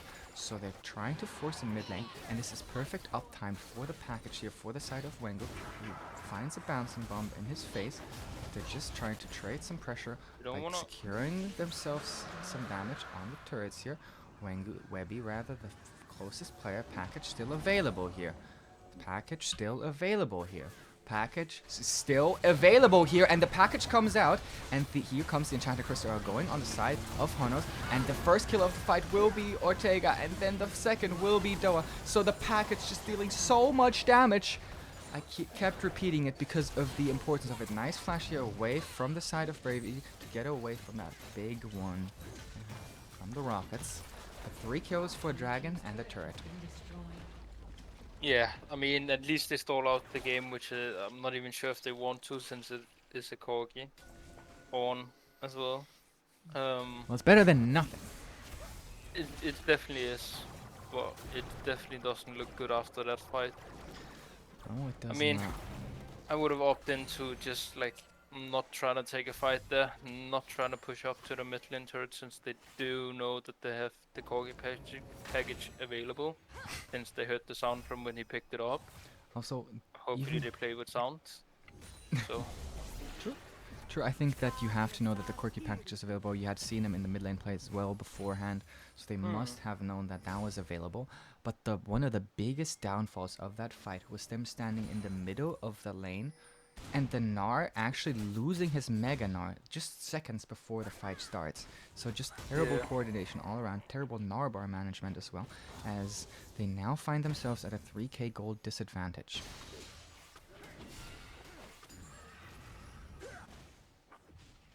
I mean, we do see it that both the mid laner and the ADC from the side of Unknown Enemy will up into the shield ADC item. I forgot The what it's shield bow, called. not a shield bow. Shield bow, that's right. And I think this is also the best option for Corgi right now, since Look the at Divine Ziggs' got item, by the nerfed. way. Yeah. Keep in mind that having a Liandry's means that you are more able to actually secure the Dark Harvest stacks, right? Because Yeah, you have the burn damage for longer periods of time, so I don't hate it. I'm surprised by the Dark Harvest, of course, as the Asher will go white. Ortega this time around, staying around very nicely, staying safe, and Don't hate will have the support of Uncertain here, who activates his Turbo Chem Tank, flashes forward, but a nice flash from Rickard will bring him to safety. Here's Webby to answer the play now, but the Minefield and the Salcho charge mean that Ortega stays safe for the moment, has to flash away. Here comes the Mega Inferno Bomb, as it won't actually manage to keep him alive here. Honos on about 75% of his Mega Narba. He has to Mega, but he doesn't actually deal any more damage, so Rickard finds himself the second kill for Unknown Enemy, and they have the Rift Herald to crack open the second turret as well. Brady trying to look for a flanking maneuver, but who could he possibly pick off? Rickard having almost no mana, the turret already going down to 5 members here, so full share between all of the members. They're looking to continue pushing in with the Herald, maybe even looking for an early game inhibitor. This is 20 minutes into the game. This is very early. This could lead to some missteps and some gold earned here from the side of Redemption. We're now looking to maybe find some stragglers, or at least some minion waves, before the setup of the Baron from the side of Unknown Enemy. I mean, usually you don't want to take early inhibs since it's just free gold into the enemy team. And Ziggs free just as XP. well. Well, Yeah. Uncertain now, looking for Chunky One, still has the ultimate available, chooses to go for Webby instead, as the Crescent Sweep, Crescent Guard rather, is not available, so Brady finds himself his first kill. Now it's the red buff that has been transferred over, and so the slow will be enough, and Brady secures himself yet again This could be a Nash. 2 kills. This could be a potential Nash, the Dragon up available in a minute as well, but that means that we will also have the Corki package soon coming off cooldown, and as I say that, by the way, it literally came off that cooldown in that second. So, boop boop. They don't up into the Nash. They This don't time? immediately. They might look to secure themselves a mid lane advantage in terms of pressure or priority. Maybe looking for a turret as well. They do have Ortega close by. The super minions certainly deterring some of the damage that could potentially come out. The amount of turret damage that is available for them is huge, of course, and yet they found themselves down with the first turret of the game not even being secured by either Tristan or the Ziggs, but rather by the Gnar top lane. I think this inhib was way too early to take. You can already see that they've already soaked like 2 or 3 super minions, which is so much more gold than a Oh, normal now a fast potential fight here in the bot side river around the dragon as Uncertain gets arrowed. The black shield is super late here, and this means that the Corki package coming in from the flank is just beautiful and leads to the downfall of all of the members of Runtime. Brady, or Redemption rather, as Brady tries to be desperate and secure himself a kill, but this third dragon will go over. Super Mega Inferno Bomb actually secures the dragon here. Ortega this time around finding this Holy kill. shit. Good stuff, great stuff. I could see that coming. I mean, it's really disappointing that they lose the dragon like that, since the enemy jungler is that you can just smite it at 300 or like at 500 HP, 600 HP. You don't need to smite it at Well, they anything might not close be to as 900. lucky with this Baron take, right? This Baron will probably go over to the side of Unknown Enemy as they finally have their smite back available. But yeah, the team Hopefully fight we don't around it. see 1k smite again. Or like at 11-1200 k Maybe. smite. Oh, boom. We saw it 767. I think I saw 500 as well. That maybe Webby Might has have to been go correct. back to the browser trainer Smite Arena to actually practice some of his smites. Which is an amazing tool, actually. It is actually. I mean, it's sort of outdated now because Smite always does the same damage, right? Mm. But it is a very cool tool, and I was like, I don't know, I Yeah. discovered it in like season 5 or whatever. I would Yeah, same. sit in school and just smite camps while the teacher was talking back when I was still in school. A couple Back years when ago. you were now. a little kid. Yeah. A wee youngin'. Yeah. Well, Uncertain and the bot lane have certainly been the shining lights here so far for Redemption. We're now 23 minutes in the game, and And Honos has surprisingly not found another kill contribution in those 10 minutes since he got 1 assist. Completely out of the game so far. Surprisingly, there's no QSS though, from the side of Unknown Enemy. Yep, but at least they have control words on 4 of their members. Meanwhile, there is 0 Yeah. control words in the inventory of Redemption here. Doa looking to maybe catch a Corki, but Webby is close by. Wengu and Webby certainly have been outstanding so far in these 2 games that we've seen from them. Now Webby is gonna walk off this ward. Does know that Doa is right there. Does as both of those players exchange skill shots, even though Webby's does go wide here. Once again, Doa connecting with the binding. 5 players up here for the side of unknown enemy. Now Honos is rotating and has 0 build up on the Gnar, and misses the Q as well, so that will be even longer until you can actually start building that up. If you're the side of Redemption here, you really have to start playing around the Gnar, or maybe the Gnar also has to start playing around you. They're defending the ward here for now, as Ortega will walk up to auto it, but they're putting themselves in a precarious Ornn location. They don't quite pull the trigger on the Ornhorn there, as they did have the chance to walk away from it. Now 4 players here, standing 5 now, directly under this turret. They really do not want to give this up.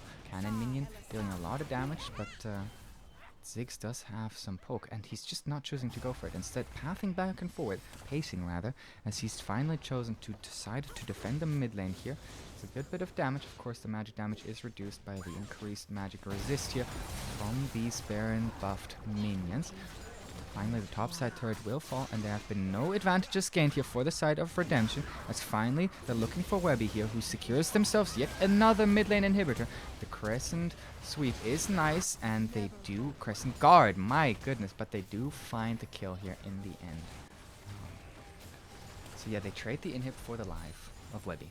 Yeah, I think that could have been played a bit better on the side of unknown enemy. Well, this time around, Wengu looks certainly caught out here, as Uncertain finds a nice little stun, shocking twist, now also being the or the recipient, rather, of some of the damage. Shirelius popped here to escort his team out. Junkie 1 does, of course. As now the Ornn items are starting to come in, right? We have hit the level 13 finally, and so the first item is built here by the Ornn. Yeah, I mean, the Ornn item, the 1k gold will soon kick in, and that will just add more power to these powerful carries right now. Well, that does put them, if we think about it as 1k gold, that does put them at about 7k gold lead already. And it's not going to get much easier as the dragon is spawning up. And you know, if the dragon is up, let's look at the Corki here for a second. I said the I mean, Corki. he also got the package. Yep. If dragon is up, Corki package is up. Yeah. So the Corki package is taken very early here, so they have to somehow force I the think issue on Doa the actually dragon. got that. Yeah, Doa got the Scuttle Crab with Okay. the Morgana W. That is actually very good here for the side of Redemption, as it gives them the comfort of being able to exceed whenever they go in. Very late black shit once again, as Uncertain has to flash away. Here's a very misutilized Corki package. They do find the early kill onto Brady though, as the damage availability once the Tristana has jumped in so aggressively was what was required there for the side of unknown enemy. They're now also starting up the dragon. Ziggs ultimate is available once again. Smite is up this time as well, and my He heart. smited it. He smited, and it was a good smite. It went from 1k to 500, and he does hit a very nice smite here. Good job from the side of Webby, securing himself the Ocean Soul point, and that is very threatening for the side of Redemption, as basically everything else has been so far for them. I mean, these super Uncertain minions and in the Webby mid actually lane. finding each other, sort of having a brief second where they walk past each other, and the E goes wide, so the stun does not come out onto what's the Zinzao. Crescent sweep to secure himself from immediate damage availability. Honos jumping out instead of in means that the ultimate is used in a defensive manner, and once again he just drops without doing anything. Yes, Brady jumps forward to secure himself a kill, but that is a 3-for-1 trade, a 4-for-1 trade, as this is the end of the game. Unknown enemy will 2-0 the side of Redemption here. Minion wave finally coming in. They might look for the turret.